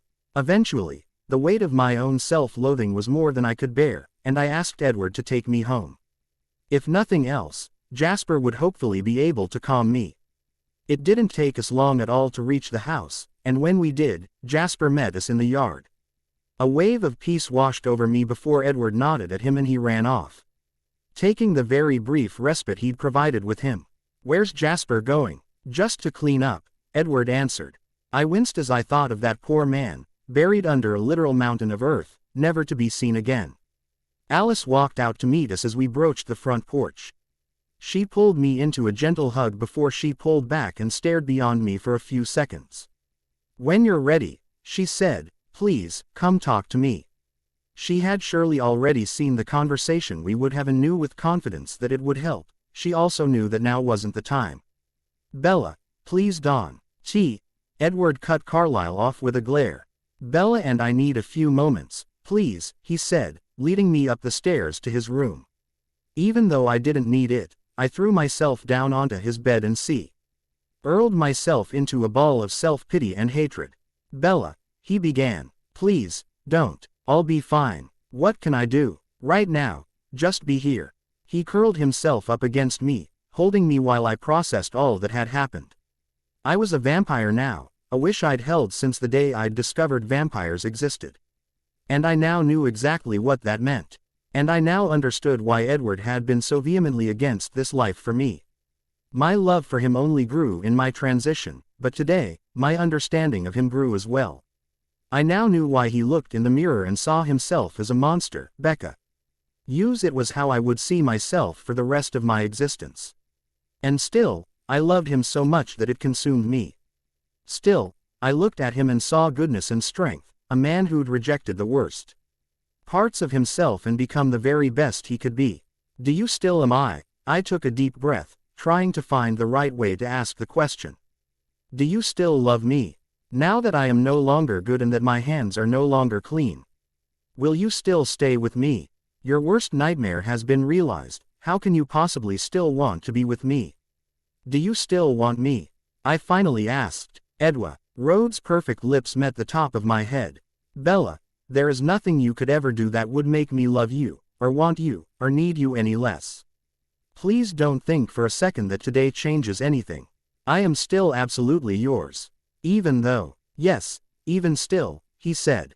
I love you unconditionally. It was more than I deserved, but it was everything I needed. I would need his strength in the coming months. I would need his patience and unceasing support. And he would give it. I could see in his dark, golden eyes that whatever I needed, I would have. Thank you, I said. He simply pressed his lips to my forehead again. In spite of myself, I was beginning to feel better. I would carry the grief of the man I'd killed for as long as I lived. But I would not subject anyone else to living in that misery with me. We need to talk to the others. What story have you been telling Charlie? That we don't know where you are either. Alice has been going over to help him look and call people. He cast his eyes down at the ground. He needs to grieve. Then we'll make a plan, and we'll leave, I said resolutely. He was right. Charlie deserved to mourn and grieve. He deserved an answer, and closure. Even if that closure was entirely fake. There's something else you should know. The wolves know. My head jerked up. Jacob knows. And he hasn't told Charlie. He's been distracted. A grin played around the corners of Edward's lips, causing my brow to crease in confusion. Edward sighed. Jacob imprinted. On Bree's sister, in fact. He was actually here when you woke up. Alice sent him away when she saw. She couldn't see how he'd react or what you would need until he was gone. Oh no, Jake imprinted. Is he all right? Edward looked confused. Is it a bad thing that he imprinted? Oh no, well, not in the way you're thinking, I answered. You know I don't think of Jake like that. He just really didn't like the idea of imprinting. He said that the wolves who didn't belong to themselves anymore. Edward's arms wrapped around my waist as his lips settled gently on my marble neck. He only didn't like the idea of it until he felt how all-consumingly wonderful it is to be in love. It is the one thought Jacob has ever had that I could relate to. A grin spread across my face again. I love you too, you know. The disarming smile returned to his face, and I was surprised to discover that. As much as he dazzled me when I'd been human, he only dazzled me more now. I wanted to reach out and touch his face, press my lips to his chest, spend my time overing all the parts of Edward I'd been too breakable to know before. But unfortunately, there were other people in this house who would overhear that. I took a deep breath out of habit and looked off. From him long enough to gather myself. So Jacob is okay? I asked. He's perfectly happy. And he doesn't know what happened today. Not unless you tell him, Edward answered. I'd have to make that decision sooner than I wanted to. I was sure. Until then, there were more pressing matters. Speaking of Bree, where is she? And where are Rosalie and Emmett? I didn't imagine Rosalie would be the first to greet me, but I thought Emmett would have said hi by now. I'm not sure where they are. There was a steely edge to his voice that I didn't like. I was missing something. Carlisle wants to talk, if you're ready. I nodded, following Edward out of the room and back down the stairs to meet Carlisle, Esme, Alice, and Jasper in the living room. Welcome to the family, Esme said, embracing me in every way she could. I'm so sorry, I said to her and Carlisle both. I'm going to do everything I can to make sure it doesn't happen again. We know that, Carlisle answered. I'm not angry. We've all made mistakes, and I believe that you will work to not continue to make them. Let's speak of it no more. He also hugged me, conveying his complete forgiveness. Alice walked over, dragging Jasper with her, and squeezed my hand. We need to make a decision about what to do from here, Carlisle said. I think there's only one decision that makes sense, I answered him. I can't tell the rest of you what you should do. And I know you love it here. But I think I need to leave. And I will of course be with Bella, Edward interjected.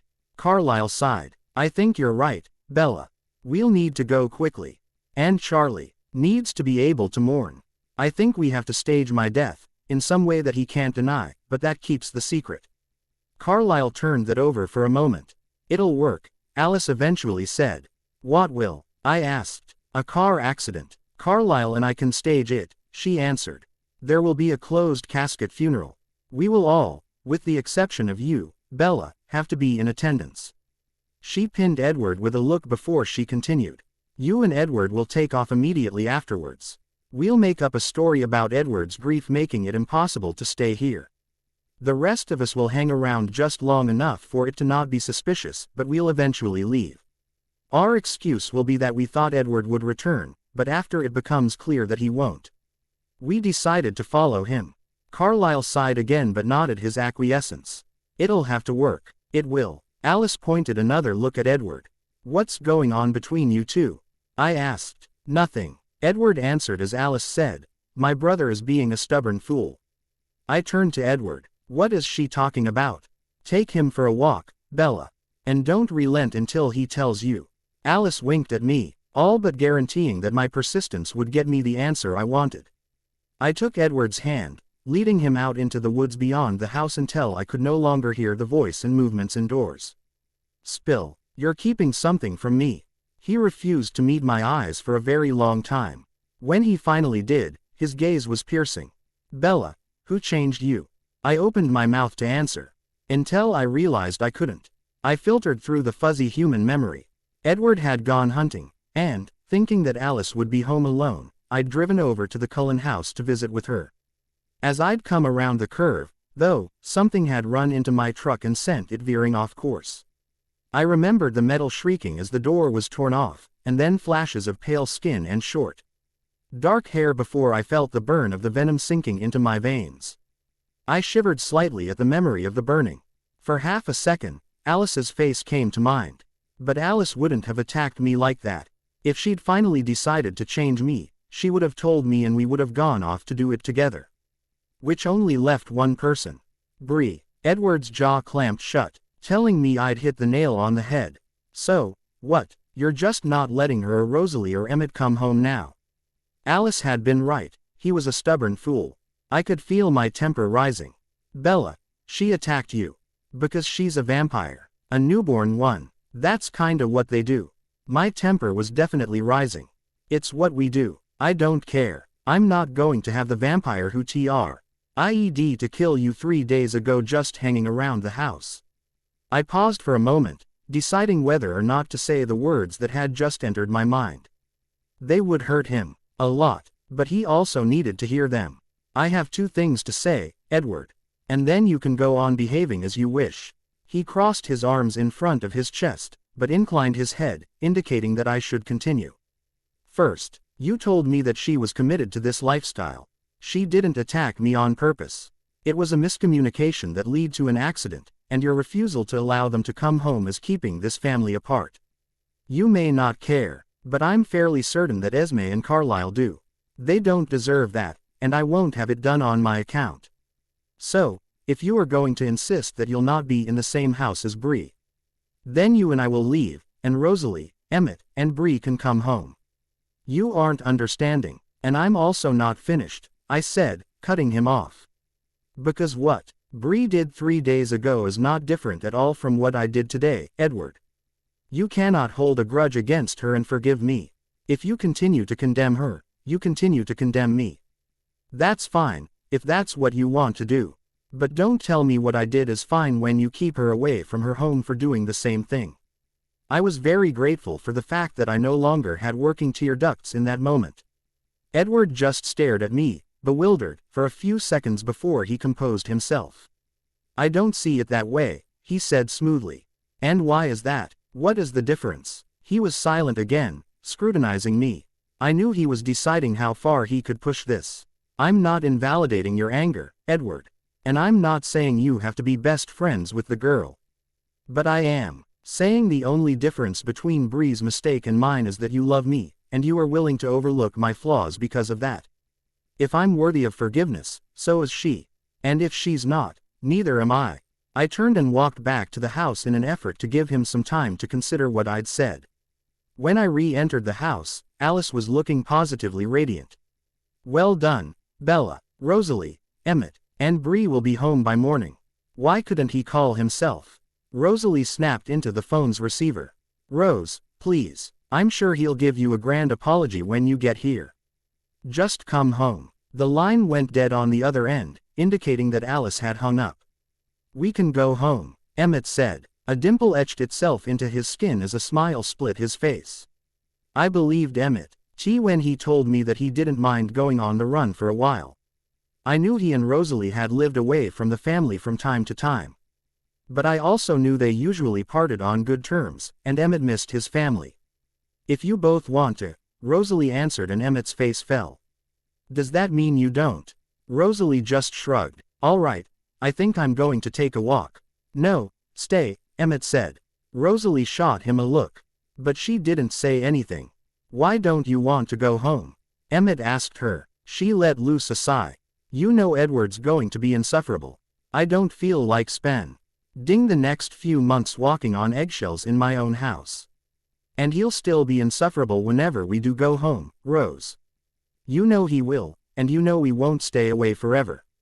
We might as well just go get it over with now. If my presence is going to cause problems, I can. You're not going anywhere, Bree. Emmett's voice held a note of finality I'd never heard before. So what I say doesn't matter. Rosalie's voice was starting to rise, and I realized I was standing in between a marital vampire feud. Of course it matters. But don't you miss Esme? Rosalie's face softened ever so slightly. I'm mad at Edward too, babe. We'll talk to him about it. But are we going to let that keep us from the family? Emmett's face was softening too. I could see that he knew he was winning the argument. Fine, but if he says a single word, I won't stand between you, Emmett finished, putting his hands up. Rosalie turned to me. That is, if you want to go home. Yeah, I think I would, if that's okay. The run home was a long one, by vampire standards. The closer we got, the slower Rosalie ran, dragging out the inevitable. Emmett caught my eye and rolled his own, but he followed her pace without saying a word. About 5 miles from the house, she stopped short. She turned to look at me, a caring and tender expression on her face. There's a chance this will be a tense atmosphere, at least at first. Emmett and I won't let anything happen to you, all right? I know, I answered. Rosalie set her jaw, letting a mask of indifference fall over her face. We took off again, this time no. Stopping until Carlyle came into view on the front porch. He immediately shook Emmett's hand and pulled me into a gentle and quick hug. Rosalie breezed right past him. Emmett's face told Carlyle all he needed to know. She's a little, yeah, I thought she might be. They've always worked it out before. Emmett and I followed Carlyle into the house. Alice stood closest to the door, grinning a Cheshire cat because she knew she was going to get her way. Jasper stood beside her, looking patently uncomfortable as he stared at Rosalie and Edward in silent confrontation. Their eyes were locked, both of them just barely on the edge of beginning to crouch. My eyes were trained behind Edward, though, at the vampire just behind him. As a human, she'd been timid, clearly not quite confident in anything she did. But as a vampire, she radiated a fierceness, a strength, and a completeness that was unmatched throughout the room. She stood behind Edward, but it was clearly just to appease him. Every inch of her radiated certainty in her ability to take care of herself. Hi, Bree, she said to me, smirking slightly. I'm Bella. Hi, I stammered, suddenly intimidated. Her bright red eyes bore into mine. I'm sorry, I don't mean to make you uncomfortable. I won't hurt you. She grinned before jerking her head at Edward. And he won't either. She placed her hand tenderly on Edward's arm, pulling him out of his tense stare down with Rosalie. I'm really sorry, I said, apologizing to them both. Edward's lip began to curl, but Bella only shook her head. I'm not. Anyway, we're going to let you settle back in. She started to tug Edward toward the front door. We'll be back later, he said pointedly to Esme. Bella threw Esme an apologetic glance before following him out the door. The rest of the family, except for Alice, pointed their gazes directly at the ground. That went well, she announced cheerfully. Everyone but Rosalie looked at her as like she'd lost her mind. Trust me, it could have been much worse. Rose, Emmett, and I each took a turn showering off the days of forest and beach living before coming back downstairs. Carlyle told me that Edward would just have to work through his anger. But eventually, he'd come around. Rosalie made herself scarce. I guessed she was trying not to risk confrontation. Emmett fell right back into step, laughing good-naturedly with his family. After some strategic conversations, the Cullens settled on moving to Maine after Bella's funeral. I didn't mind much where we went, but I did get Carlyle's permission to leave a message for Fred in case he came looking. Just before sunrise, Edward and Bella returned. Bella strode in and sat down next to Alice, but Edward hesitated in the doorway. Rosalie, could I have a word? Her answering glare reminded me of golden daggers. Emmett tensed, starting to stand. I only want to talk, Edward said. Rosalie's gaze didn't soften at all, but she did nod her head and follow him out the door. Emmett turned to Alice. Tell me if they start to fight. They're fine. They really are just talking. It was over an hour before they returned, causing Jasper to relax noticeably. Rosalie's face was softer, Edward's gait less animalistic, and wide grins spread across the face of all of the Cullens as they re-entered the house. Maybe it was just the sight of the two Cullens with the most animosity existing in agreement. If even for a moment, or maybe Jasper had something to do with it, but an overwhelming sense of peace fell over me as I sat in the living room, surrounded by my new family. With nothing ahead of us except the prospect of forever. For now, this is where the story ends. I'd like to tie up a few loose ends, though. First is the matter of Bree's room. I liked Imog, in that she finally settled on a dark academia, library-style design. She and Bella spend hours in there talking about all their favorite books, and Rosalie eventually joins them when she realizes she actually kind of likes immortal Bella. Next is the matter of the Volturi. There's absolutely no way Arrow will stand for Carlisle having a coven of 9. I imagine that, at some point, he turns over the memory of Jane's visit with the Cullens in Eclipse in his mind and recognizes a particular wet dog scent. After telling Keyes of Carlisle's association with werewolves, of all things, of course the Volturi decide to attack. All the vampires of Breaking Dawn still come to the aid of the Cullens. Fred also comes to their aid as well, surprising Carlisle with eyes that are no longer red. Are the golden glare of a vampiress named Tanya. Our dear Fred no longer feels the need to use his powers of revulsion as much. Then there is the matter of Jacob and Ashley. I like to imagine that Jake and Bella continue their friendship, even though she's now a bloodsucker, and Jake finds that Bree is also fairly tolerable. He keeps Bree updated on Ashley's well-being, but, at Bree's request, they choose to let Ashley believe Bree is gone. With the ever-present threat of the Volturi, no one is willing to risk putting Ashley's life in danger. Finally, there is the scene that is about to follow. It is genuinely one of my favorite scenes I've ever written, and I hope you enjoy it as well. Prologue. Bella. Green surrounded me and I had a short flashback to a blurry memory of the last time I came back to Forks. If I'd thought the greenery was overwhelming then, there were no words for it now. Clouds hid the sun and rain drizzled down, just as it had almost every day in the 4 decades since I left. On my way into town, I passed the high school. I once made Edward promise me that we'd break into it eventually, once all the people who might recognize us in this town were dead and gone and we could move back without fear of being known. I wanted to visit the biology classroom, our meadow, the clearing where we'd fought Victoria, and even the sidewalk outside of the school gymnasium, I'd felt Edward's hand on my face for the first time. We would spend time reliving the best of my human life, recreating the memories that were too fuzzy for me to now remember accurately but that I wanted to keep forever. But tonight, I couldn't do that. Edward wasn't with me, and even if he were, there was no time for a stroll up memory lane. He wouldn't approve of what I was doing now. He would forgive it quickly. And probably even indulge it, but not approve of it. The consequences were too widespread and unknown, he would say. So, I chose not to tell him. In the 40 years of our marriage, we'd started to appreciate a bit of time apart. Never for long, just long enough for him to run without slowing himself so I could keep up, or for me to make quick forays into bookstores, adding to my endless collection. Still, I was able to take some time to myself without rousing his suspicion. I'd have to pick up a book or two on my way home to make it believable. In less than 5 minutes, I was turning into the driveway. The wet ground still squelched under my rock-hard feet as I stepped out of my car and quietly shut the door. The key was still under the eave. The door unlocked easily, allowing me entrance into a house just as familiar as the one I now called home. The kitchen cabinets were still yellow, the 3 chairs around the dining room table still mismatched. Pictures of me from every year of school were still just above the fireplace. Upstairs, I could hear a thumping, uneven heartbeat. It was weak, sometimes a little too fast and then at others a little too slow. Body encasing the heart didn't have much time left. I hoped he would at least survive the Evenine. Sue was out for her weekly run down to La Push to visit Leah, but she would be distraught if anything happened to him before she returned. For that reason alone, I almost didn't come to see him. He'd already made his peace with my absence, and even now, a part of me wondered if I should have just let him go with that peace. But a larger part believed that this, if it didn't stop his heart prematurely, would be so much better. I took the stairs one at a time, lingering, and making sure to hit the squeaky one at the bottom.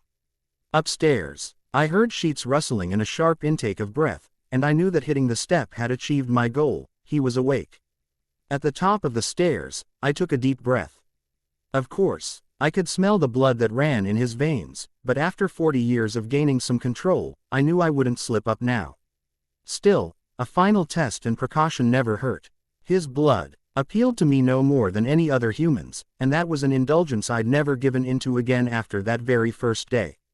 There was more rustling now as he sat up and sipped the water on his bedside table. I could smell from the hall that it was fresh.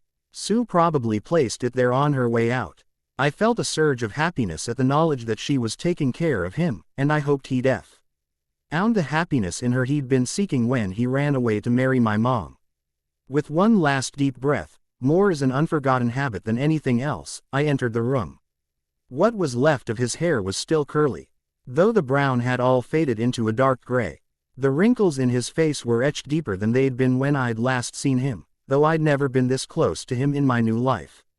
So maybe they'd always been that prominent and my human eyes had just not been able to see them.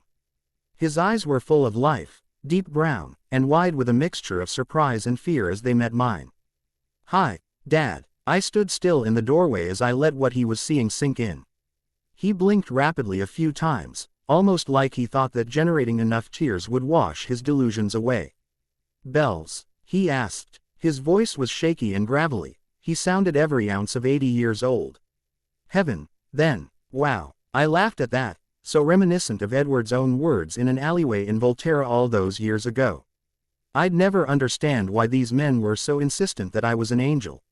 "Nope, still forks," I said. "That's impossible." He was staring at me like he was seeing a ghost. To be fair, that was probably as close as he would get to guessing the truth of it. Though, with Seth and Leah for stepchildren, I imagined my dad knew more about my world than I'd ever intended him to. "It's me," I told him as I edged a bit further into the room. "You're alive." The gravel in his voice now mixed with childlike wonder. "For all intents and purposes. You haven't aged. This can't be real." I walked the rest of the way into the room and sat beside him on the bed. His shock was so deep that I doubted he'd notice how cold I was. I placed my hand on his chest, allowing him to feel the solid, real weight of it. "It's real. I'll tell you all about it, if you'd like." He looked at my hand, still not believing what he was seeing. "Yes," he answered. I'd been contemplating this conversation for years now, and I knew what I wanted to say. I'd always wondered if I'd get the chance to see him again like this, or if I'd be too late. Thanks to Jake, I was in time, though only barely. There was no danger from the Volturi, now. Charlie wouldn't live long enough for them to hurt him, and the only person he might tell about our conversation was Sue, who already knew all the secrets I could share. "I think it's best if I start at the beginning," I said. He nodded and reached for my hand when I paused. I let him take it. "I think you've always known that Edward wasn't normal." "You've got that right." I shot him an indulgent smile. "Edward was a vampire." "That's not possible," he repeated. "Neither is me sitting here still looking 19, but here we are." As the reality of that statement set in, Charlie's face got a little paler and lines of confusion mixed with his wrinkles. I let him wrestle with it for a minute. When the lines of confusion eased, he spoke again. "And are you a vampire?" He answered with a nod. "Yes, I am." Incredibly, he started to scoot to the edge of the bed like he intended to get up. "Did he make you do this?" "Because I'll kill him, Bella. I swear I will." I grinned again. "Calm down, Charlie. Edward didn't make me do anything. Actually, he was completely against it. I chose this. And I've been happy, Dad. So happy." He was quiet again for a while. "You said that was just the beginning. There's more. Much, much more. I always knew, almost from the first time I met Edward, what he was. I knew what I was getting into. I desi." Dead he didn't need to hear the specifics of Bree's slip-up that had led me here. A crease appeared between his brow when I mentioned leaving. I wouldn't have said anything, Bells.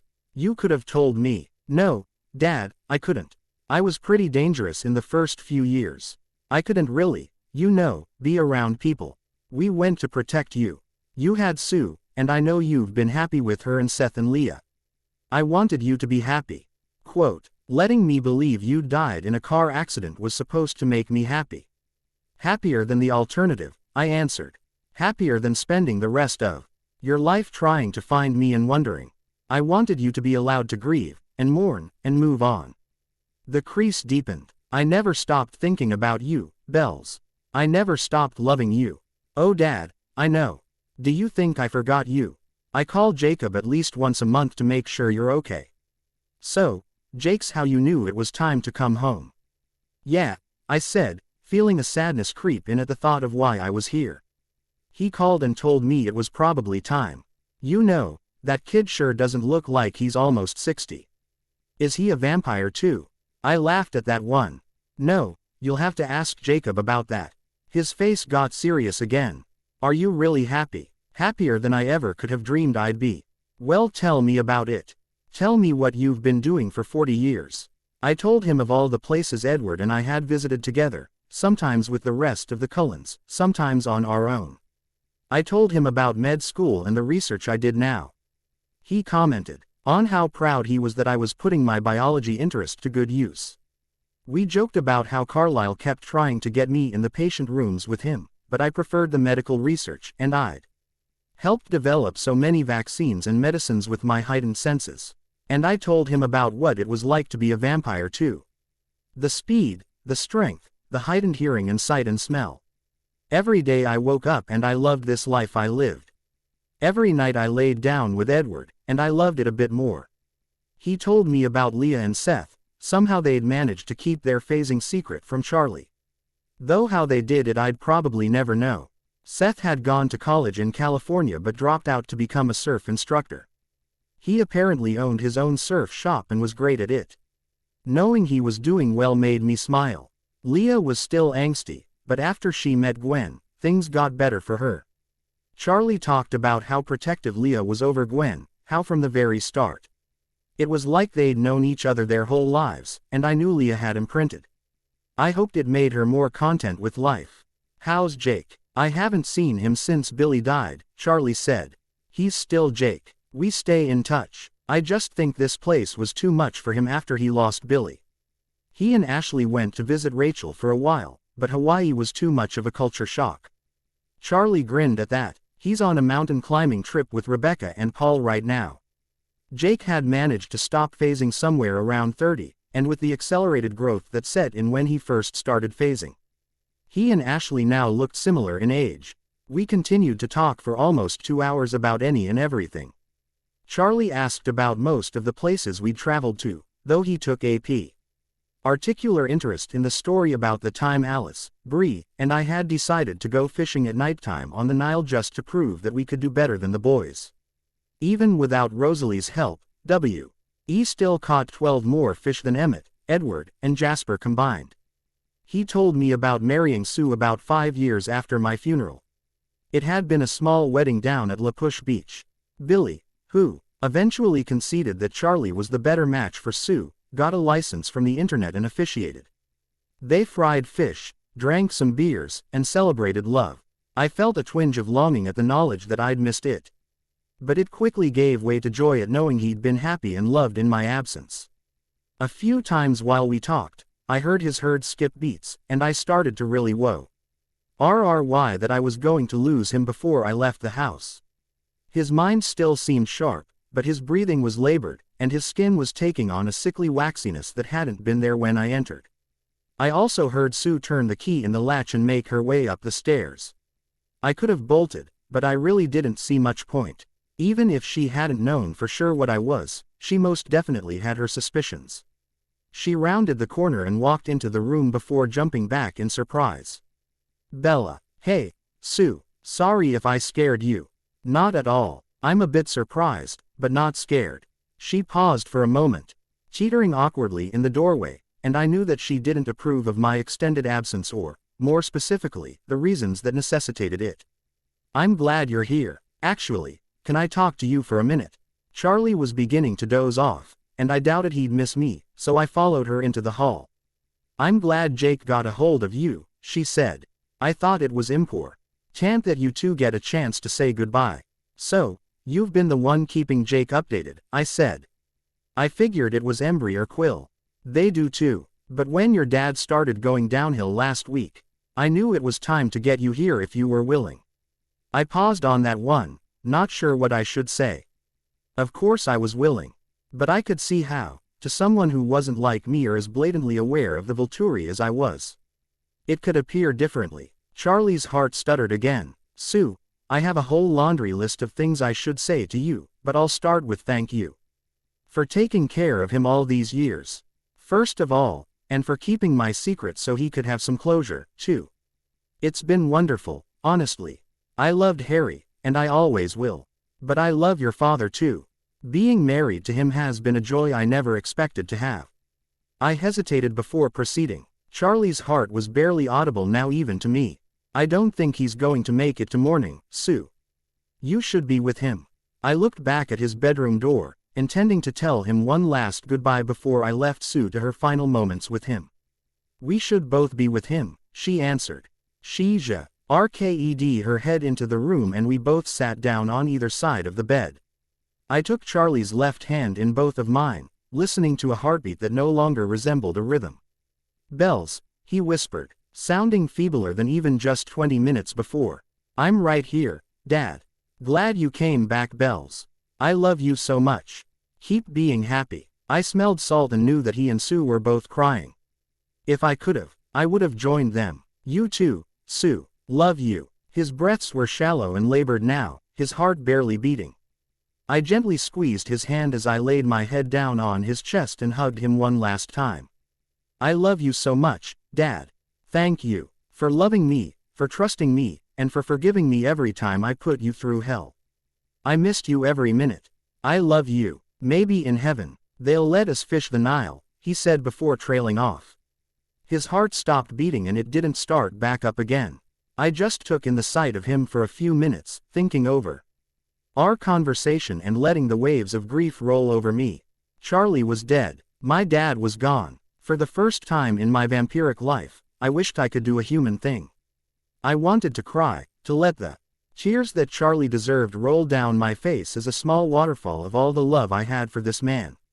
But I couldn't, and Sue deserved to grieve him without me here making her uncomfortable. I felt he urged to walk around to her side of the bed and hug her, but I could also see that she was leaning as far from me as she could without dropping Charlie's hand.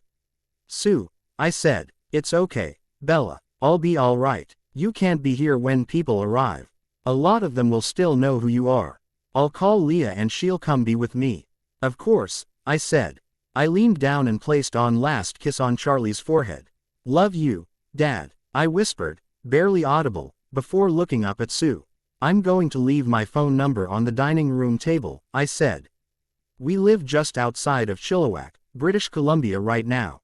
I can be here in just a few hours if you need anything at all." "Thank you, Bella," she said. "I really am glad you got to say goodbye." "Me too. Thank you, again. I can't tell you how much this meant." She nodded her head, and I knew it was time for me to leave and give her some space. With a last kind smile, I went down the stairs, wrote my number clearly on a piece of paper on the dining room table, and snuck back out to my car. She probably never even heard the door close. I decided to forego stopping for books on my way back home. Even if Edward thought it was a bit reckless of me to come, I wasn't going to hide this from him. I'd need him in the coming days as grief continued to hit me. Strange, how even though I hadn't seen Charlie in 40 years, the GHT of him being gone made me feel like there was a hole in my life that couldn't be filled. I'd miss him, in a way different from how I'd missed him before, because now I knew there was no solution to missing him. I'd just have to get through it. I pushed the gas a little harder, eager to be comfortably back home with Edward in the massive house Esme had remodeled for us all. In spite of the grief I felt, I also felt closure at knowing that Charlie hadn't died angry at me for the choices I'd made. And even more, I was glad his later years had been happy ones. It would still be a long time before I could return to Forks. But when I did, I'd add Charlie's house to the list of places Edward and I would break into. We'd sneak silently into the window, and I knew I'd feel at peace knowing that Charlie had parted this life talking about fishing with two people he loved. The end. Thanks for watching. Do let me know your reviews and news story ideas in comment section. And don't forget to check out products in comment box.